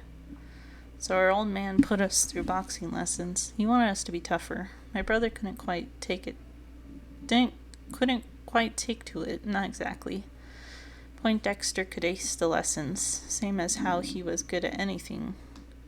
He put that big old brain towards, but he quit first chance he could. But me? What else did I have going for me, you know? If anything, I had to be tough enough to protect him, to keep us all safe. Sad. I've always gotta be the tough one, and I always have been. It's hard, but sooner or later you forget what it's like not to have to feel tough, so I guess you could say it gets easier. After I left home, I was on the road for a bit, got into a fair share of trouble that followed me wherever I went. But I was fine, I was tough enough, I knew how to fight. Got me far enough, didn't it? It's gotten me through all these years, and here I am with you. Stan's eyes seem to glisten, but he looks away before you can tell for sure. He's about to stay with us. He smells that big, ridiculous grin as though to reassure you. Takes a cough and wipes at his nose. Geez, it's so dusty back here. We might as well get started already, huh? You probably don't want to listen to me rambling all day. Like I said, timing is key. Is it the time to make that big swing? Or will they be able to block it? Sometimes it's smarter just to take a quick jab. Even if you don't hit that hard, being quick enough to wear your partner down and keep them blocked is enough to get you there. So let's dance. Oh geez, we're doing Pokemon battle. A jab is faster than a block and does 1 damage. A swing does 3 damage, but is stopped by a block. If neither opponent blocks, both hits will succeed. Make your move. Okay. Let's go with the jab first. Ouch. Slow and steady, right? This should wear him down eventually. Stan doesn't look like he's tiring out anytime soon. Block. Stan doesn't look like he's tiring out anytime soon. Swing. Ah, jeez. It's even a match you can feel your confidence rising. I'm gonna block. Jab. Oh, ouch. Swing. Block. Yes. Pokemon unreleased game boxing. You fist fight the Pokemon. You're wearing him down alright, but you're not feeling too hot yourself. Jab. Oh, shoot. You have to call it. You don't have any energy left in you. Dang it. Dan laughs. It's been too long since I last had a decent fight. Hey, you were great. You laughed too. The two of you lock eyes again, and there it is, the warmth, that redness. You're both covered in sweat, out of breath, and even though you're both exhausted, you still pick up on the light in his eyes and eagerness. There's something here that's waiting to break this moment of eye contact. Peach fainted, Stanley was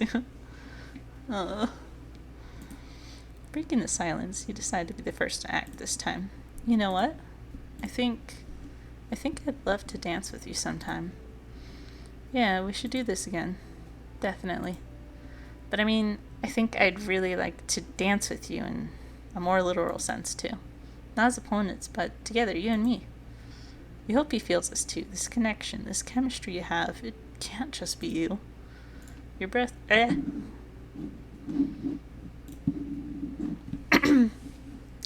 I was afraid I lost progress there for a second. Your breath is held, nervous, and while it felt like time stood still in the space of that pause, just a second later, Stan breathes in and he speaks. I'd like that, you know? I'd really like that. He's smiling in a way that lights up his face like you haven't seen before. You're smiling too, wide and goofy, full of sheer giddiness you can't contain. There's something intoxicating about it. With that feeling running through you, it's a hard fall back to earth. Hey, can you help me get these gloves off? Stan laughs, loud and free, and obliges. It's later that day, just after dinner, when you get around to telling Stan about your time at the diner. So, I guess I'm asking, is it always like that around here? People talking about my love life? After you survived Mabel, everyone else is small fry. There's not much to talk about in this town, so when a tourist crashes their car into the jewel of the town at the peak of the season, that's prime material. Enough of that, though. I thought we could have a private movie night. Ooh. You know, to wind down a little. I keep the movies in that cabinet over there. Go on, pick one. You open it up and reveal a stack of VHS tapes and a few DVDs. What do you want to watch? A heart-rending classic drama, a stomach-churning horror film, a documentary that you assume is Ford's. A heart-rending classic drama. It's cheesy, but it's cute. Or 2, a stomach-churning horror film. You could be scared and you could cuddle into Stan. Kind of want to do the horror film. Let's do a horror film. Oh no, he's not upset about that, right? Why are your neighbors setting off fireworks? It's not even a holiday. You pick out a creepy movie about a bizarre swamp creature attacking a bunch of teens at a summer camp. Towards the climax, the teens knock the monster into the lake with a harpoon gun. They stole off the quartermaster's fishing boat. Just as it seems as though the fishman has gone for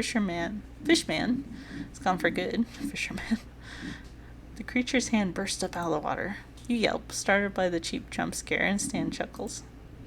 Slightly embarrassed despite it totally not being your fault that your basic instincts are intact, you bury your face into Stan's chest. He seems uncertain for a moment, awkwardly patting you on the back and clearing his throat. Yes! See, I am like the master of dating sims. I've played so many. I know where they're going. They've been doing this every day after the 4th of July? What the heck? You'd be surprised my neighbor loves fireworks. They couldn't care about the noise complaints or when it's appropriate. What the heck, guys? I'm sorry you live around terrible neighbors. Yeah, I haven't heard fireworks since the 4th of July, so I'm trying to think. Usually when I hear something that sounds like a firework, it's probably a gun. So, yeah.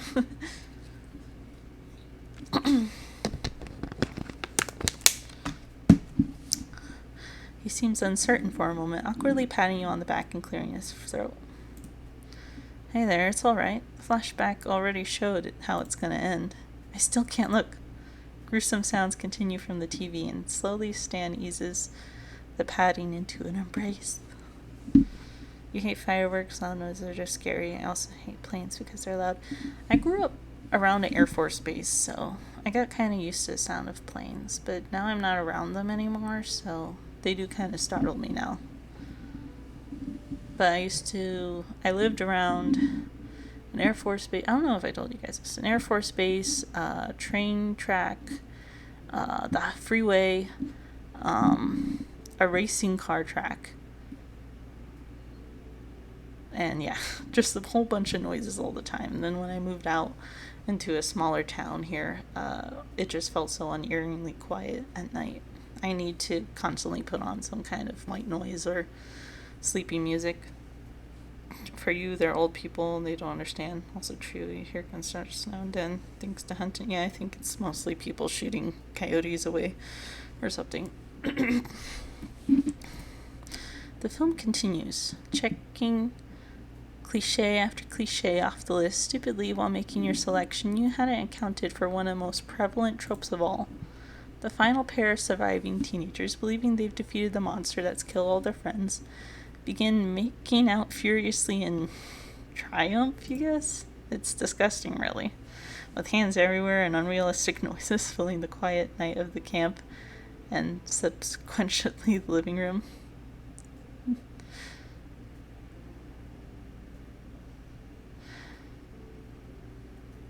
Also, every month they test the tornado sirens.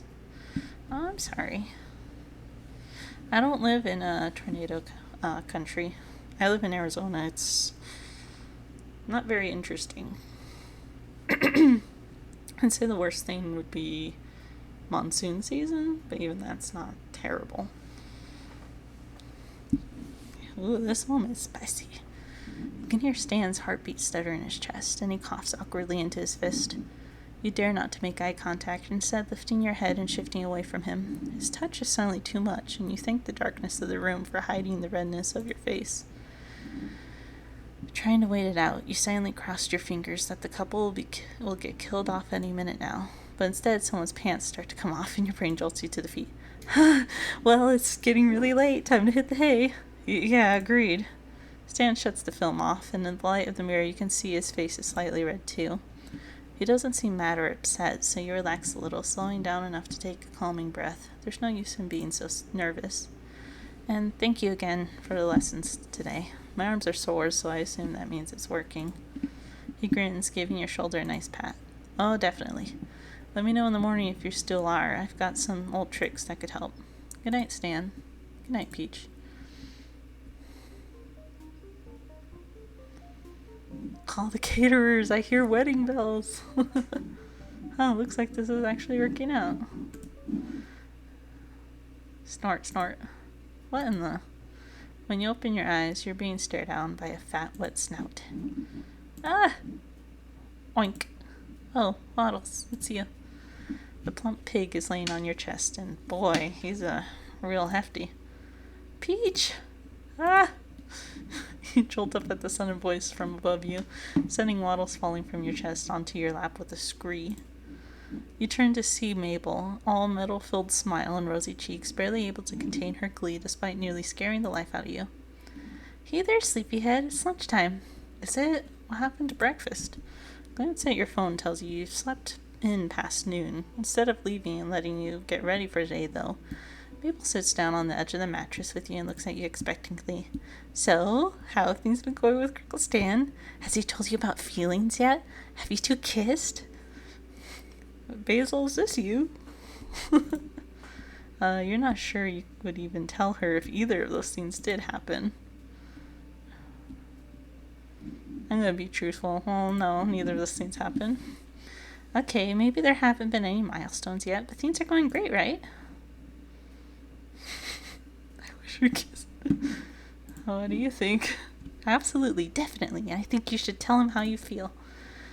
I'll keep that in mind, but can I get changed now? Alright, silly me. Come on, Waddles. They leave, and you're left to your thoughts. With all the hectic, supernatural stuff and Gravity Falls that inexplicably often finds itself in or near the shack, you haven't been able to spend much significant time with Stan since your boxing session.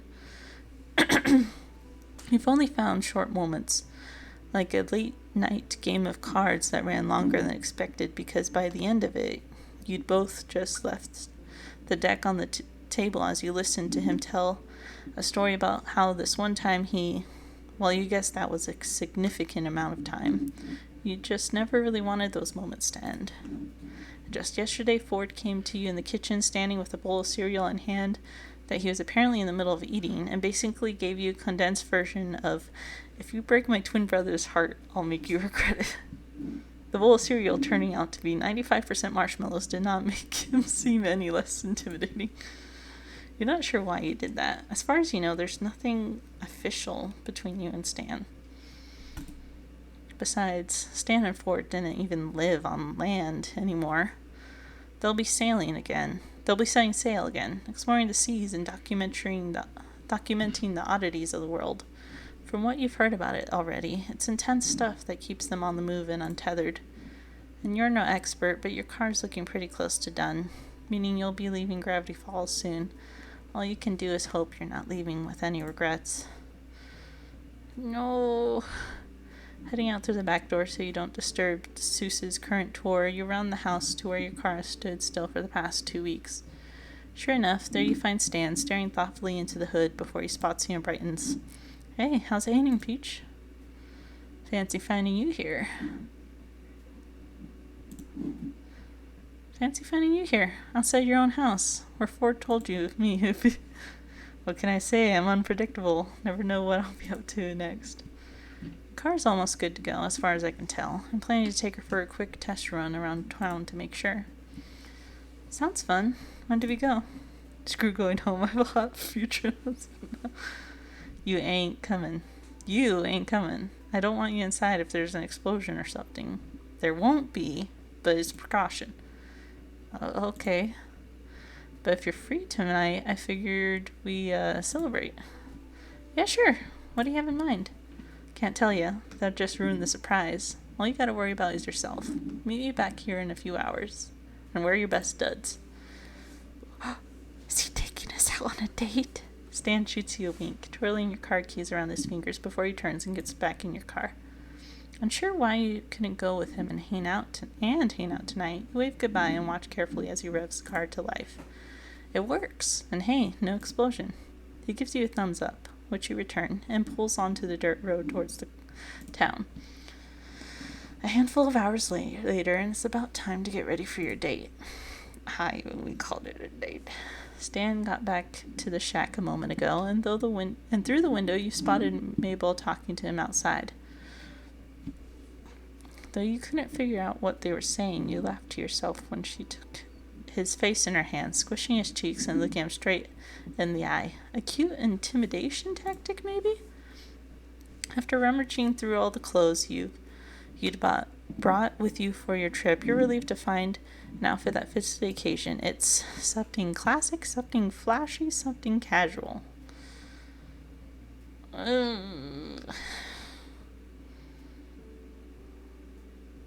don't know, what do you guys think? Classic. He said to wear our best studs. Something flashy?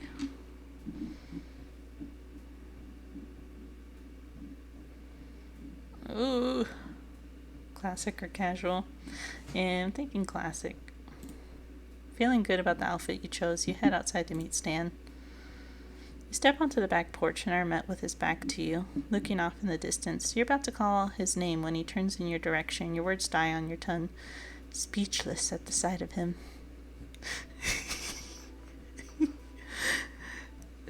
I mean, it's hot, but it's also a little funny. He looks like a foxy grandpa. He looks handsome. Your eyes catch on the way his gold chain glints in the light, drawing your attention to his proudly exposed chest, helpfully framed by the cut of his shirt. The buttons almost strain to contain how good he looks, and your gaze follows the line lower to how... Stan whistles playfully at the sight of you. Aren't you a sight for sore eyes? Etiquette flashy feels strange, but there's only one way to find out. Stan out here flaunting a little. Yeah. Thank him. Do you turn around? You're not so bad yourself. I thought you're not so bad yourself. You sure clean up nicely. You give him a once-over, although you hadn't already been looking. As though you hadn't already been looking earlier. Stan's cheeks flushed the faintest pink as he smoothed out his jacket in response. Posture straightening proudly. This look used to be all the rage back in the day. Trends may fade, but Stan Pine still got it. So where to? Hands in his pocket, Stan nods over to the Stanmobile a few feet in front of you. Only one way to find out. He offers his arm and escorts you to the passenger's side, opening and shutting the door for you before heading over to the driver's side. While you're already looking forward to this, the way Stan looks makes you all the more eager, and that cologne, it suits him.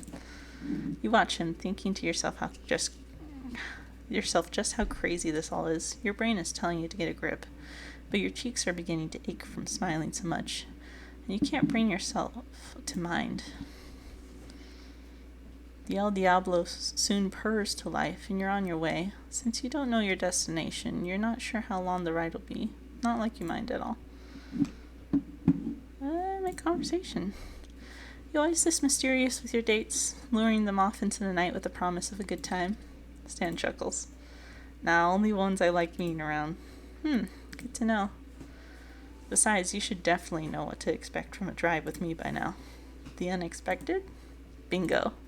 You gaze out the window again, unable to keep a smile from your face. Another minute or so passes before Stan speaks again. Alright, we're almost there. Close your eyes. Really? Yes, really. And I've got a blindfold in the glove box. Ooh, if you can't stop yourself from peeking. Somehow it sounds like he's not joking about that last part. After what you've seen with him, it wouldn't be a surprise. Comment on it. You laugh and cover your eyes with your hands.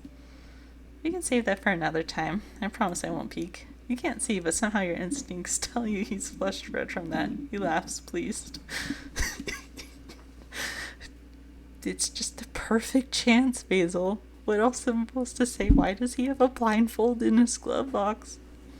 You keep your eyes closed for another minute or two as Stan begins to tell you about the time he was hogtied and blindfolded by some thugs on the side of the desert road. Just as he gets to a good part about how he had to hitchhike using only his nose, the car comes to a stop. You both hear and feel Stan put the car into park and realize there's muffled music not far from you. Can I look now? Hold on.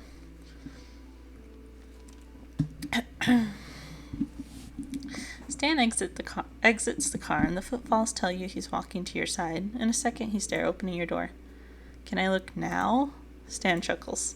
Unless you can walk with your eyes closed. You open your eyes to see a rundown diner. Greasy's diner, to be exact. The building is about wedding music. Ooh, opening the door. What a gentleman. Yeah. What a gentleman. What's it called? Shoot, I had a good saying for that, but I totally forgot the word. Yeah, I can't remember. The building is about as slightly shabby in appearance as it was when you last visited, but under the glowing "We Have Food" sign is an endearly hand-painted banner reading "Disco Night." Through the windows you can spot energetic silhouettes and flashy multicolored lights. Hardly grandiose, but it's still beautiful. Oh my god, Stan. He takes your hand and helps you out of the passenger seat. What, you don't like it? I love it. You remembered both of these. I know you've been dying to see the magic I make on the dance floor. Seems cruel to keep you waiting any longer. What an honor. It'll be an honor to witness such magic in the making. Now, I try to stay humble. As you step inside, you're greeted by the sight of a dance floor. A disco ball reflects fragments of colorful spotlights all around the room, and even the cow skull above the jukebox has string lights wrapped around its horns. Dance with Stan! Dance with Stan! There's a good amount of people here. It's mostly older adults, which is unsurprising given the music genre. But there are a few younger folk who seem to be enjoying themselves unironically. You're surprised you don't see Mabel and her friends here. You finally look at Stan and catch him pretending he wasn't just watching you for your reaction seconds earlier. You didn't do all of this for me, did you? Nah, that's a monthly thing that picked up a while back. I lend them some equipment for it every time, but I may have knocked it up a week or 4. He's smirking. He's so proud of himself. You roll your eyes, but give him a fond smile. Well then, let's dance already. Grabbing Stan's hand in yours, you lead him onto the dance floor and he follows eagerly.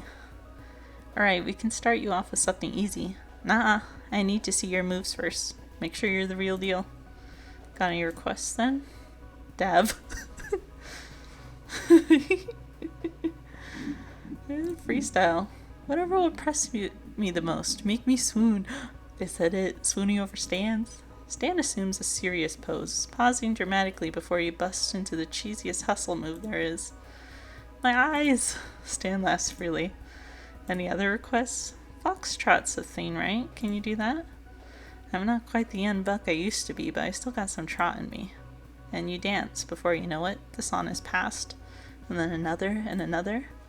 You weren't too sure at first, but Stan's actually a really good dancer. He's light on his feet, and he's definitely got rhythm. He knows just where to guide you, how to hold you. Oh god, you hope your hands aren't sweaty. Are you sweaty? Your face sure feels hot when he shoots you a wink before leading you into a half-turn that lands your back flush against his chest. You're keeping up pretty good, Peach. You having fun? he asks, slow in your ear in a way that makes your heart flutter as you sway together. Twerk. No, Basil. How to hold you?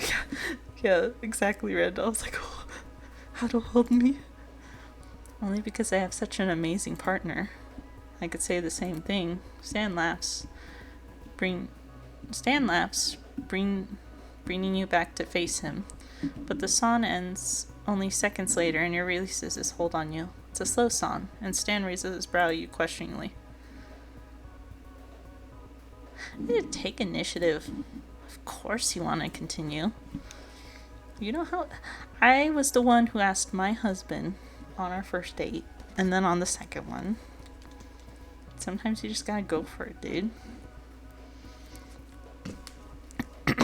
The boys can be shy. Laughing, you take his hand in yours and guide it back to your side. Stan beams and brings you closer still. You're about to rest your palms against his chest, but change your mind and rest them on his broad shoulders. You're almost nervous to look him in the eye. But when you chance a glance upward, you're so pleased with what you see. You've been close before, intimately even, but this is a whole new ballpark. Face to face, moving slowly as one. Nothing to distract the one from the other's gaze. You try not to think about how good he smells, or how comforted and electrified his hold makes you feel. And you definitely try not to think how a slight lean forward would easily bring his lips to yours. The song changes again, almost too soon, you think. But Stan just picks up his tempo to match, keeping your proximity the same. But now you don't even have to look at your feet. The pace quickens, and you both get caught in it. A swing, a twirl, another swing, and you're dipped in Stan's arm so smoothly that it takes you a split second to realize why you're nearly upside down. Stan's grinning down at you, panting with an intense bout, holding the dip. You're speechless. You're not ready for this kiss. We gotta kiss him, you guys. Basil, it's the moment. It's the moment. Kiss him. Kees. Heart thrumming in your ears, you lean up, pecking him on the cheek with a chaste kiss. It's probably not what you wanted. You probably wanted a kiss on the lips, huh? We gave him a kiss on the cheek. He chuckles and smiles down at you for a moment before bringing you back into his arms to finish off the dance right as the song ends. A quick glance around the room lets you know that most of the surrounding patrons were watching the two of you dance. They look away as you notice, some whispering and some getting back to their own technique. It's Stan who speaks first. You hungry? Now what were you expecting? Not what were you expecting. But you're kind of relieved he's keeping the mood light. I'm pretty thirsty, actually, before we left. I'll get you a soda or something. Instead of waiting for a server to come by, Stan goes straight to the counter to order. You sit down in a pleasantly unsticky booth to wait for him and notice that Stan left his jacket on the seat next to you. Put on your jacket. In no time, Stan returns with 2 orders of fries and 2 shakes. I like how I didn't even think about it. I was like, I'm putting on the jacket. He grins when he sees his jacket draped over your shoulders. Hope you don't mind. I was feeling a bit chilly.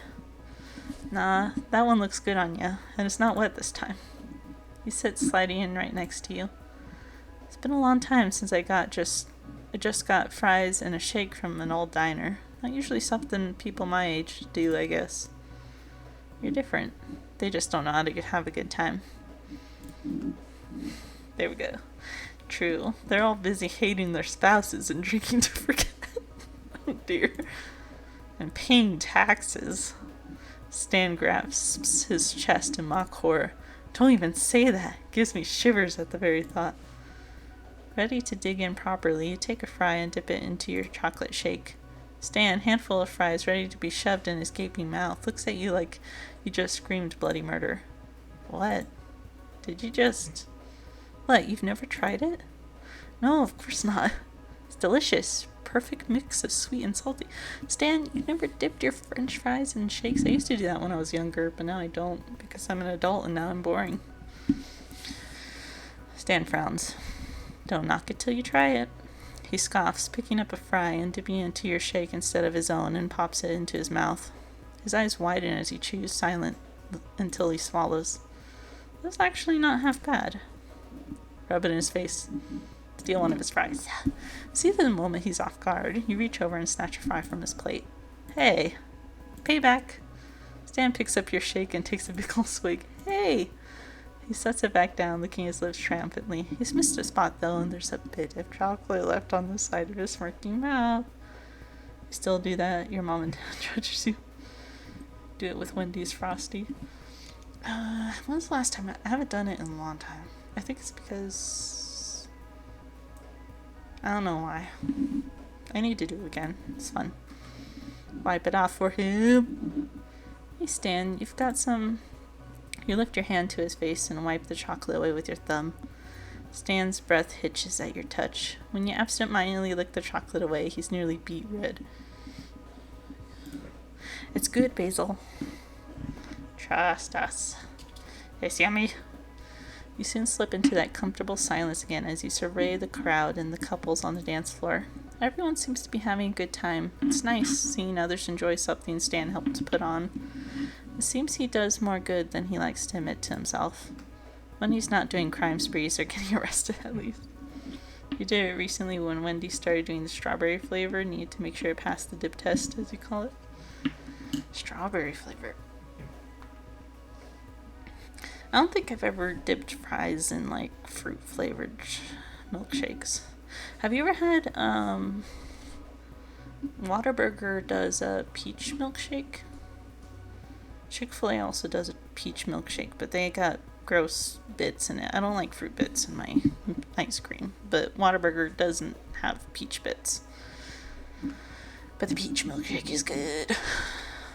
When he's not going on crime sprees or getting arrested, at least. Soon you're to the ends of your cups and have picked up the last bits of your fries. Hey, you want to get out of here? Lead the way.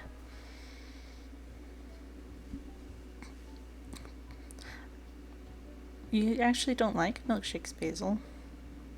What?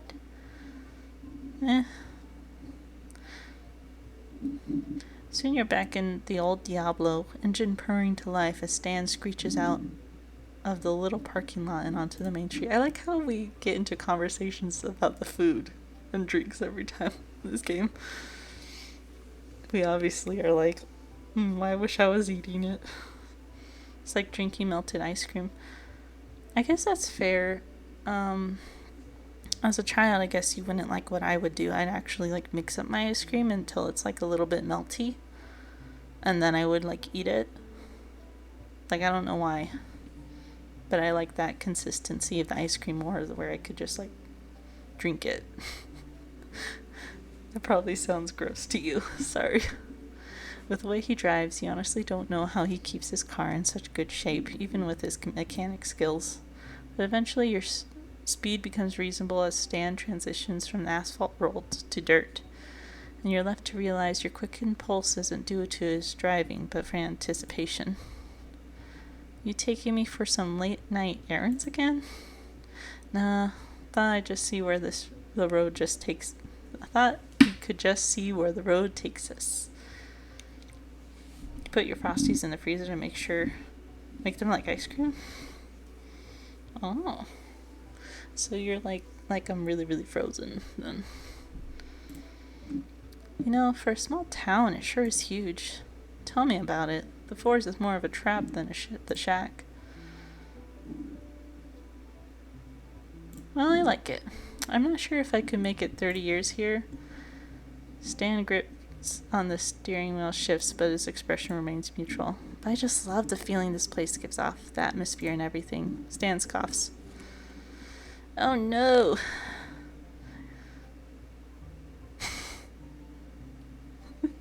Don't be mean to me. You sound like a hippie. Next you'll be talking about good vibes, white energy. Maybe Seuss should hire you at the shack after all and you make a killing. You shove his shoulder lightly and his expression relaxes into a soft smile. I mean, it's grown on me. Like a fungus, sure, but it has. But I'm not the kind of guy who hikes or trails or draws gnomes. That's my brother. I'd rather be in the city than the woods. Way fewer bugs, more people to pickpocket, and not everyone knows my face. So then, how does someone like you end up in a place like this? You said you were from Jersey, right? I know how everyone else has gotten here, but not you. Stan sighs as if the weight of his whole life story lies with that question. Luckily, he humors you. Long story short, my brother and I had a falling out when we were kids. High school. I got kicked out, barely talked to him or my parents for 10 years. He moved here. I spent those years bouncing from state to state. Oregon was one of those few I hadn't been banned from. Stan just scoffs. Yeah, that was far from the worst of it. He asked me to come here. Shit hit the fan, and then it was another 30 years before I got to see him again. Didn't even know if he was alive, but the reason he was gone was my fault. That's terrible. Yeah, well, it's in the past. Obviously, we're close again, almost too close. Having to live on a boat with the nerd really tried my patience at times, I'll tell you that. Still, the complaint is fond in his gruffness. By now, it feels like you've been driving for a good while. I'm starting to wonder if Stan really does have no idea where he's going, but the thought stops in its tracks as the car makes a sharp turn on a diverging path. Catch the slightest glimpse of a wooden sign reading "Do not enter." Stan, where are we going? Relax, Peach, I know what I'm doing. There's this real hot spot up ahead on a cliff's edge. Lets you see the whole town and the horizon and everything. Real picturesque. That sounds amazing. Okay, but like what I first thought was like, maybe it says "Do not enter" because the cliff like is susceptible to like, landslides or something. The car suddenly jerks left, and there's a troubling bump as you go over a large redwood root. That is, if we don't die before we get there. Sorry, kid. That one was in my blind spot. It's pitch black outside, Stan. Everything's a blind spot. Alright. Hold on. One more jump and we're in the clear. Hold on. You grasp the back of your seat in one hand and the car's door handle with another, unsure of how big a bump he has in mind. It's worse than you expected. Stan accelerated enough that you swear the wheels have left the ground, until landing hard enough that Stan finds it necessary to brace you with his own arm, keeping you from slamming your head into the dashboard. Ooh. The Stanmobile pulls up to its destination at the cliff's edge. Just as Stan said, you have a perfect view of the whole town, the surrounding canyon, and the remarkably saucer-esque shape cut into the natural bridge. You catch Stan's pleased grin from the corner of your eye as you gasp, taking it all in. Though the sun has long since set, the small glowing street lights from the small town illuminate the surrounding trees, providing only a slight hint of the mountain shadows. It's not until seeing it from up here like this that it sinks in just how secluded from the world Gravity Falls is. It's almost like a hidden treasure among the evergreens. And though the black, thick forest tree behind you where your park might seem daunting alone at night, here with Stan, it just feels promising. So I'm guessing you like it, right? It's beautiful. As you survey the scene, you realize this cliff seems rather untouched, save for a flimsy barrier made of wire and stakes just before its end. How did you find this place? Well, there's this other spot just like this one that I'm told the kids call Lookout Point. It's just across from us, actually. Stan points to the spot opposite the car straight ahead. Huh. The place is infested with teenagers, though. I saw it myself when I drove up here to help Dipper with a girl situation. Teenagers. Gross. Exactly. I'd see more fully now that you're here with Stan, alone together, away from the world as you know it. You're thrilled, anxious, and suddenly don't know what to do with your hands. A nervous giggle escapes you, and Stan offers a kind, reassuring smile in return as he slings his arms along the back of his seat, crossing his legs over the other. The casual air is contagious, and you're thankful for it. So, how'd you kill time in a place like this for 30 years? Besides all the shack and secret portal stuff. Almost midnight, stayed a little longer. Oh. You hit the non-existent hey. See you 2 in the morning. Oh, good night, Randall. I've recorded both of the times I've streamed this, so I might put up a, what's it called? Whatever you call a stream that you post on YouTube. So I might put that on YouTube so you can watch the rest of this. But good night. Okay, VOD. Yes, that's what it is, the VOD. Okay. Alright. Good night. Stan laughs, scratching his cheek. Well, as you know, I'm full of surprises. I'd skip town every now and then for actual surprise or a promising hookup. But as the shack became a household name, I had to stay put for longer and longer, so I'd make do trying to enjoy the small town thing. Excuse me. You settle in. You're not budging until he elaborates. Like what, though? The fun stuff? Like disco nights? Stan scans the horizon looking for something. Okay, there. See the bowling place? Used to have a team there. We were really good, thanks to yours truly. Until this wet blanket Toby came on board and had to use bumpers. Like a baby. Again, you didn't mean to laugh. Yikes. You got that right. Aside from that, there's a great taco joint and bar. The kids like to go to the arcade, and the mini golf place is pretty distant. He starts counting on his fingers.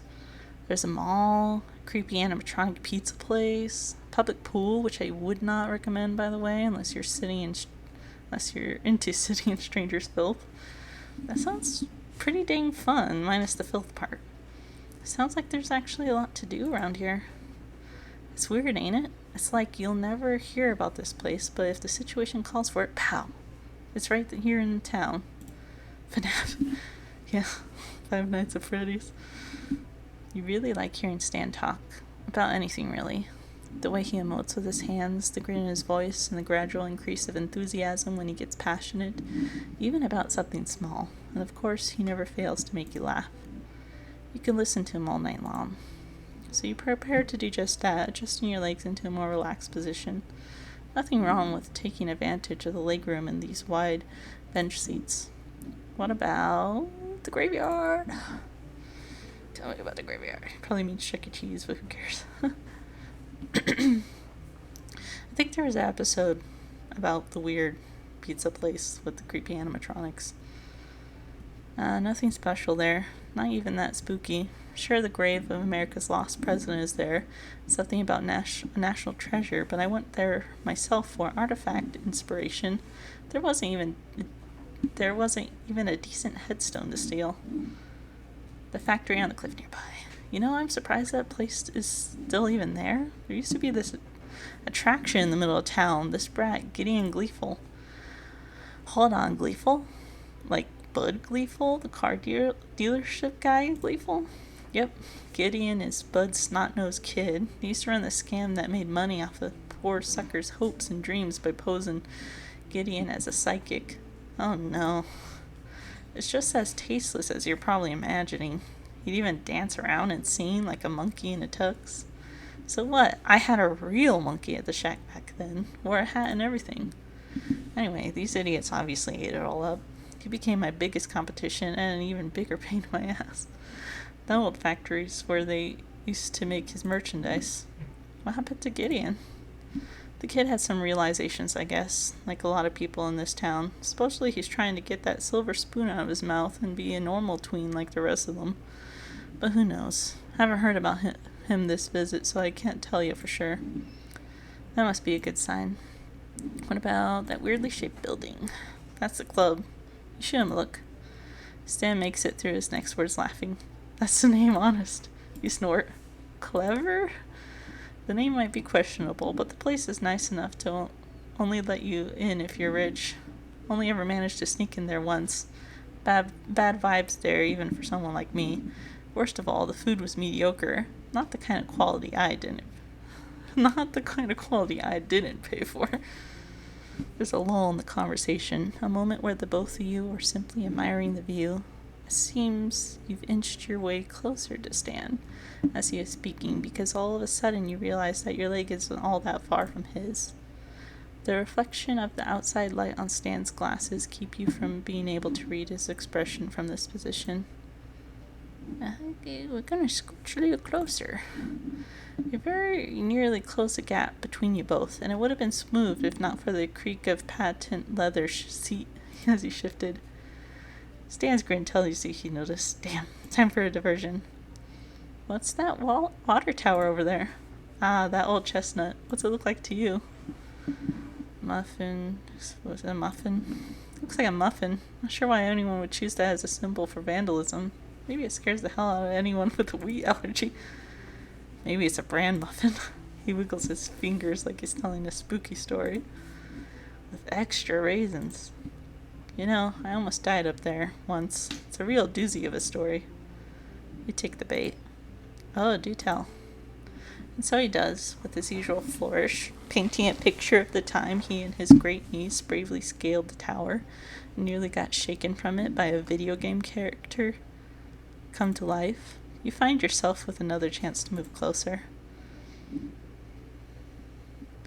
And closer.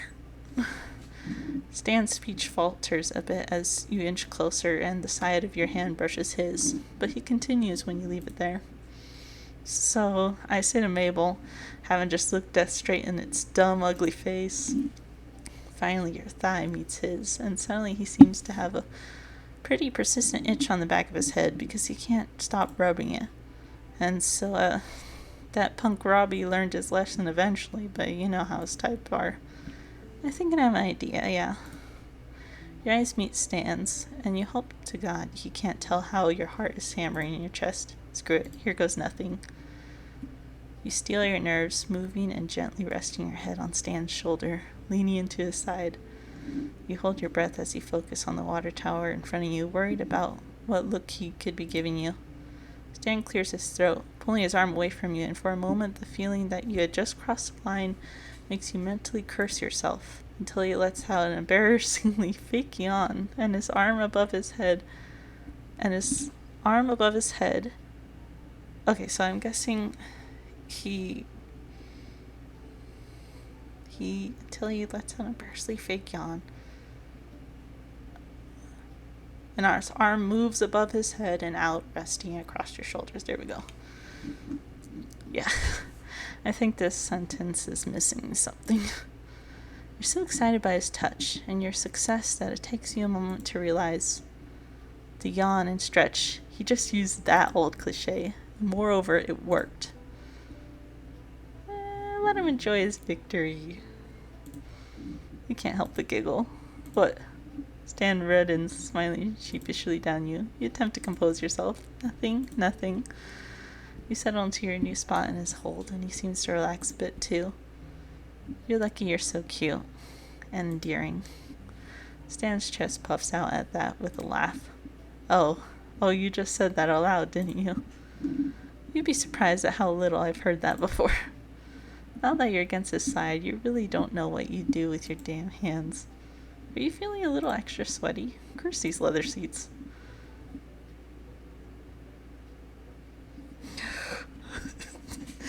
Definitely not the first one, but I'm debating between the second and third. So let's die or hold him. I want to hold him. Just do it. It's fine. It's like a hug. No big deal. You were basically holding each other while dancing tonight, right? Your arm ever so slightly comes to rest on his torso in a sort of loose embrace. You sigh in relief as Stan makes a sound of contentment and shifts his arm to account for your new place. For a moment you dare not say a thing and instead close your eyes. There's that scent again, that overtone of cheap cologne mingled with leather, cigar smoke, and salt. From this proximity in this car, it's just the right kind of overwhelming. You really can't believe this. Never in your wildest imagination could you imagine this is how your solo summer road trip would work out. But in this moment, you really can't imagine it any other way. You're just happy. Ooh, our style changed again. Hey, Stan? Yeah? Thanks for your help. His eyes meet your own as he smiles down at you. No problem, kid. It's what kind souls like me too. Next up, marriage. We haven't even kissed yet. I mean, I kissed his cheek, but we haven't kissed. You really are a lifesaver. Seriously, my car would have been a goner. You rescued me from being bled dry by a mechanic, too. You can feel the rumble in Stan's chest as he hums. Crooks, all of them. Not even charismatic about it. That's certainly a plus, too. Your hand moves upward to his broad chest, just below the open V of his shirt. Ooh. Sorry, my cats are making weird noises. I'm not only thankful for a place to freeload, though, Stan. I've actually had a really incredible time here.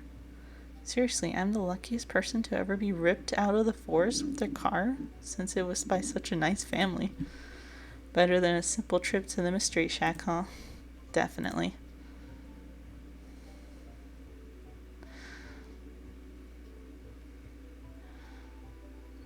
Kiss him or tell him how you feel. What doesn't kiss? Tell how you feel?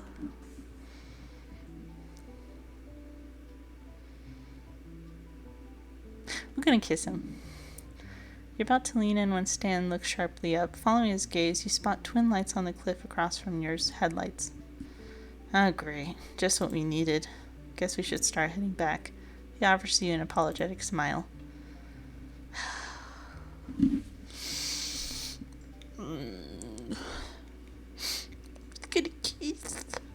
I was gonna kiss him. We should, but can we take the scenic route? Yeah, absolutely.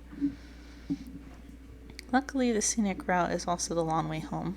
You were mostly joking about a scenic route back to the shack during this time of night, but both Gravity Falls and Stan have a way of amazing you to no end. We're interrupted. Little bioluminescent mushrooms are sprinkled along the path, on the trees in perfect rings. Stan drives slowly, and you take advantage of it to marvel at the greenish glow. This is incredible. There's a lot more where these came from, or so I heard. There's a gnome forest somewhere out around here. Never been, because, well, gnomes. But maybe Ford can let us know if there's somewhere like it without the pests. You rest your head on the windowsill, watching the toadstools in all shapes and sizes go by, counting them. I'd really like that. With each passing moment, the rumble of the road and the thrum of the car seem to add another weight to your eyelids, and suddenly your fatigue catches up with you. I know, right, Basil? We were so close to smooch. You alright? You hum an affirmative, and Stan takes you at your word. Well, this could be better. Sliding up to next to him, you bring Stan's free arm that's not on the wheel around yourself, like it was earlier this evening, and he chuckles. That's right, get yourself comfortable. Like, you let your eyes fall closed, content. Wake me up if there's a nymph or something. Will do, Peach. Oh, look how close we are. Dang, this game is so long. It's your last day in Gravity Falls. Weeks ago, you'd worried today would never come, but now that it's here, you don't know how to feel. Just yesterday, when Stan told you your car was good to go, you wanted to believe there was something still left for him to fix. And yesterday evening, after your final dinner with the whole Pines family and Seuss's back-breaking goodbye hug, you had almost resigned yourself to letting go. But now, in the clarity of daylight, you realize that these weird and wonderful people don't have to disappear from your life for good. You always have memories, and you'll still be able to keep in touch through letters, packages, and video calls. They won't be able to get rid of you, even. Too late, suckers. Cherish friends for life. When you make your way out of the shack, you're met by the Pines and Waddles, all gathered beside a large tarp covering what you guess is your car. They're talking amongst themselves until they spot you. There she is. Thought you were gonna miss the big reveal. Now, you guys. Ford and Stan each take an end of a tarp, pulling it off with a flourish as Mabel and Dipple. His name is Dipple. Mabel and Dipper throw handfuls of confetti in the air. Ta-da! The reveal is indeed your car. Besides a couple of nicks here and there, it's hard to believe it's the same one you crashed just weeks ago. Heck, it probably runs better than it did when you first got it. It looks amazing. You take it all in, running your hands along the hood and marveling at the spotless windows. Ford, can I call you the next time I need a tune-up?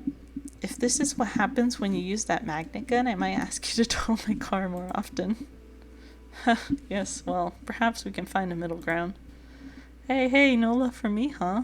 Don't forget who got you out of this mess in the first place. I could never. Trust me, I'll think of you every time I can use my windshield wipers without jamming the button. You laugh, giving Stan a big hug in gratitude. Thank you, Stan. You turn to the whole family, taking the moment in. And thanks to all of you for everything. It's been unforgettable. Familiar car keys back in hand, you unlock your car and load your belongings into the trunk. Mabel comes up and hands you a package wrapped entirely in ribbons and bows, weeping. Just something to remember us by. Stan calls from where he stands with Ford to the left of your car. I don't know what that is, but it's for me too. And me. Dipper shoots you a thumbs up, and when you look at the label of Mabel's gift, you see his name is already on it beside hers. Open it.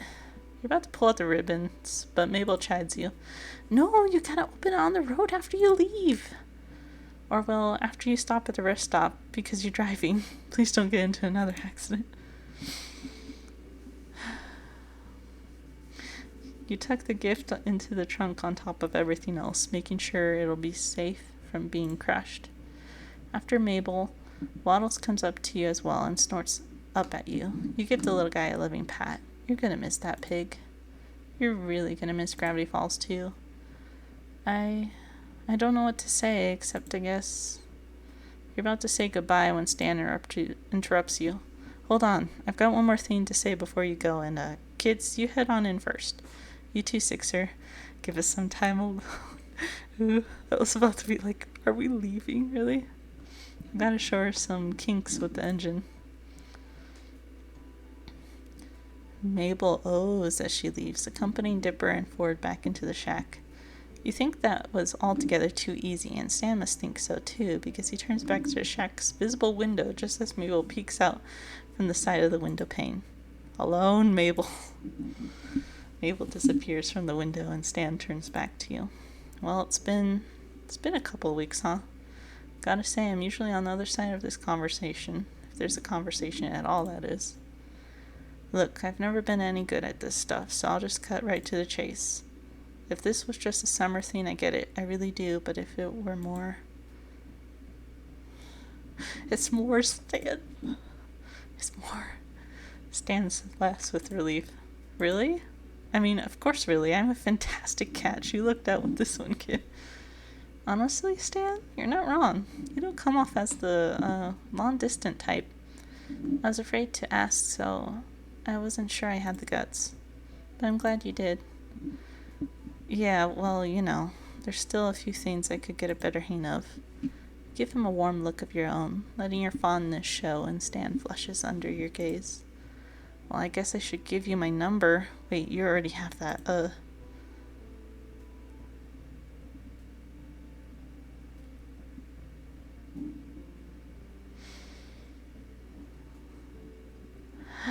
I always pause when I see these options because I'm like, what do I pick? And like a proper goodbye kiss. Stan's grin is contagious. You barely lean in before he meets you with a purposeful kiss, one that holds promise. Oh yeah, you'll definitely be staying in touch. Just as you're about to deepen the kiss, a high-pitched squeal rips your attention from each other to the sounds of origin, to find that it's none other than Mabel pressing up against the shack's window. I knew you could do it, Crickle Stan. I knew it. Love at last. A small hand comes into view and grabs her away from the window before Sing's fingered one waves and draws the curtain shut. Stan looks a bit peeved at being interrupted, but relaxes as you laugh. You got some really good kids there, Stan. Trust me, I know. Mabel talked me through some of the rough spots, believe it or not. Mabel, bad. You ruined the moment. Oh, I do. Maybe next time me and Ford Doc, we can pick up where we left off. Another more chase peck on the lift serves as your answer. I'll hold you to it, sailor. Don't forget me now, alright? I swear I'll spam you with text messages if you do. Dipper showed me how. Laughing, you say your final goodbye with one last look at him. I couldn't forget you if I tried. See you later, Stan. Stan watches as you get in your car and start up the engine. You turn onto the road with ease, and in the rearview mirror you see Stan waving goodbye, as well as Dipper, Mabel, and Ford from the shack. You smile at the sight and say a last goodbye into the quiet of your car, watching until you have to focus on the road once more. A little while longer and you're through town, back on the open road. The sign passes on your right, now leaving Gravity Falls. It's not until you're at your next rest stop that you think to open Mabel's gift, or, well, the Pines family gift. You unwrap it to find a mystery shack souvenirs, a small knitted square Mabel has helpfully labeled as a mug sweater, and a photo. What's the photo? What's the photo? Photo?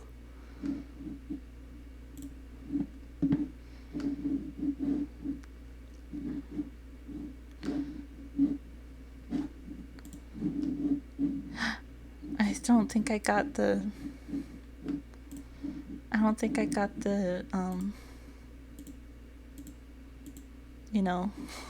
the best ending, because I'm missing one. You guys. Whoa.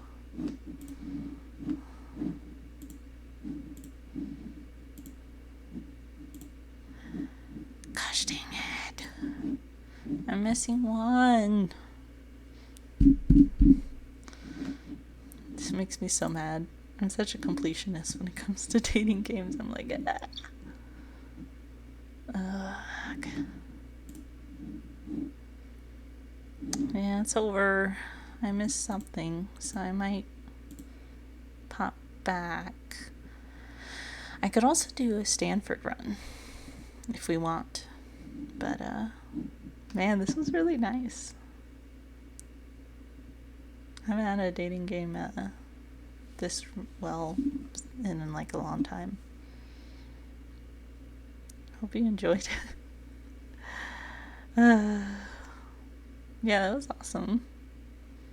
It was the right amount of slow burn and stuff. Except I missed the last thing. So mad. Here, I'll do the little mad face thing. So mad. Well, we got a kiss, yeah. Got some kisses.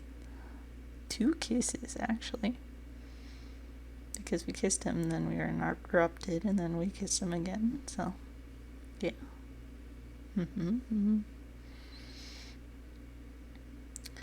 Anyway, yeah, we didn't get married though.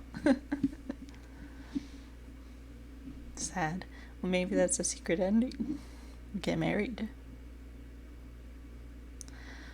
Well, I think that's it for me for tonight. But if we want, we can do another playthrough that's with Stanford. And Basil, if you find any dating sims that are good, you're free to send them to the Discord. Yeah, what was that, 3 hours? Yeah, this is a long game. I mean, if I was playing it by myself, I probably would have finished it in like a couple hours, but it's not as fun as when you play it by yourself. Anyway, good night. I'm feeling really tired. Okay. Good night. See you next time. Bye.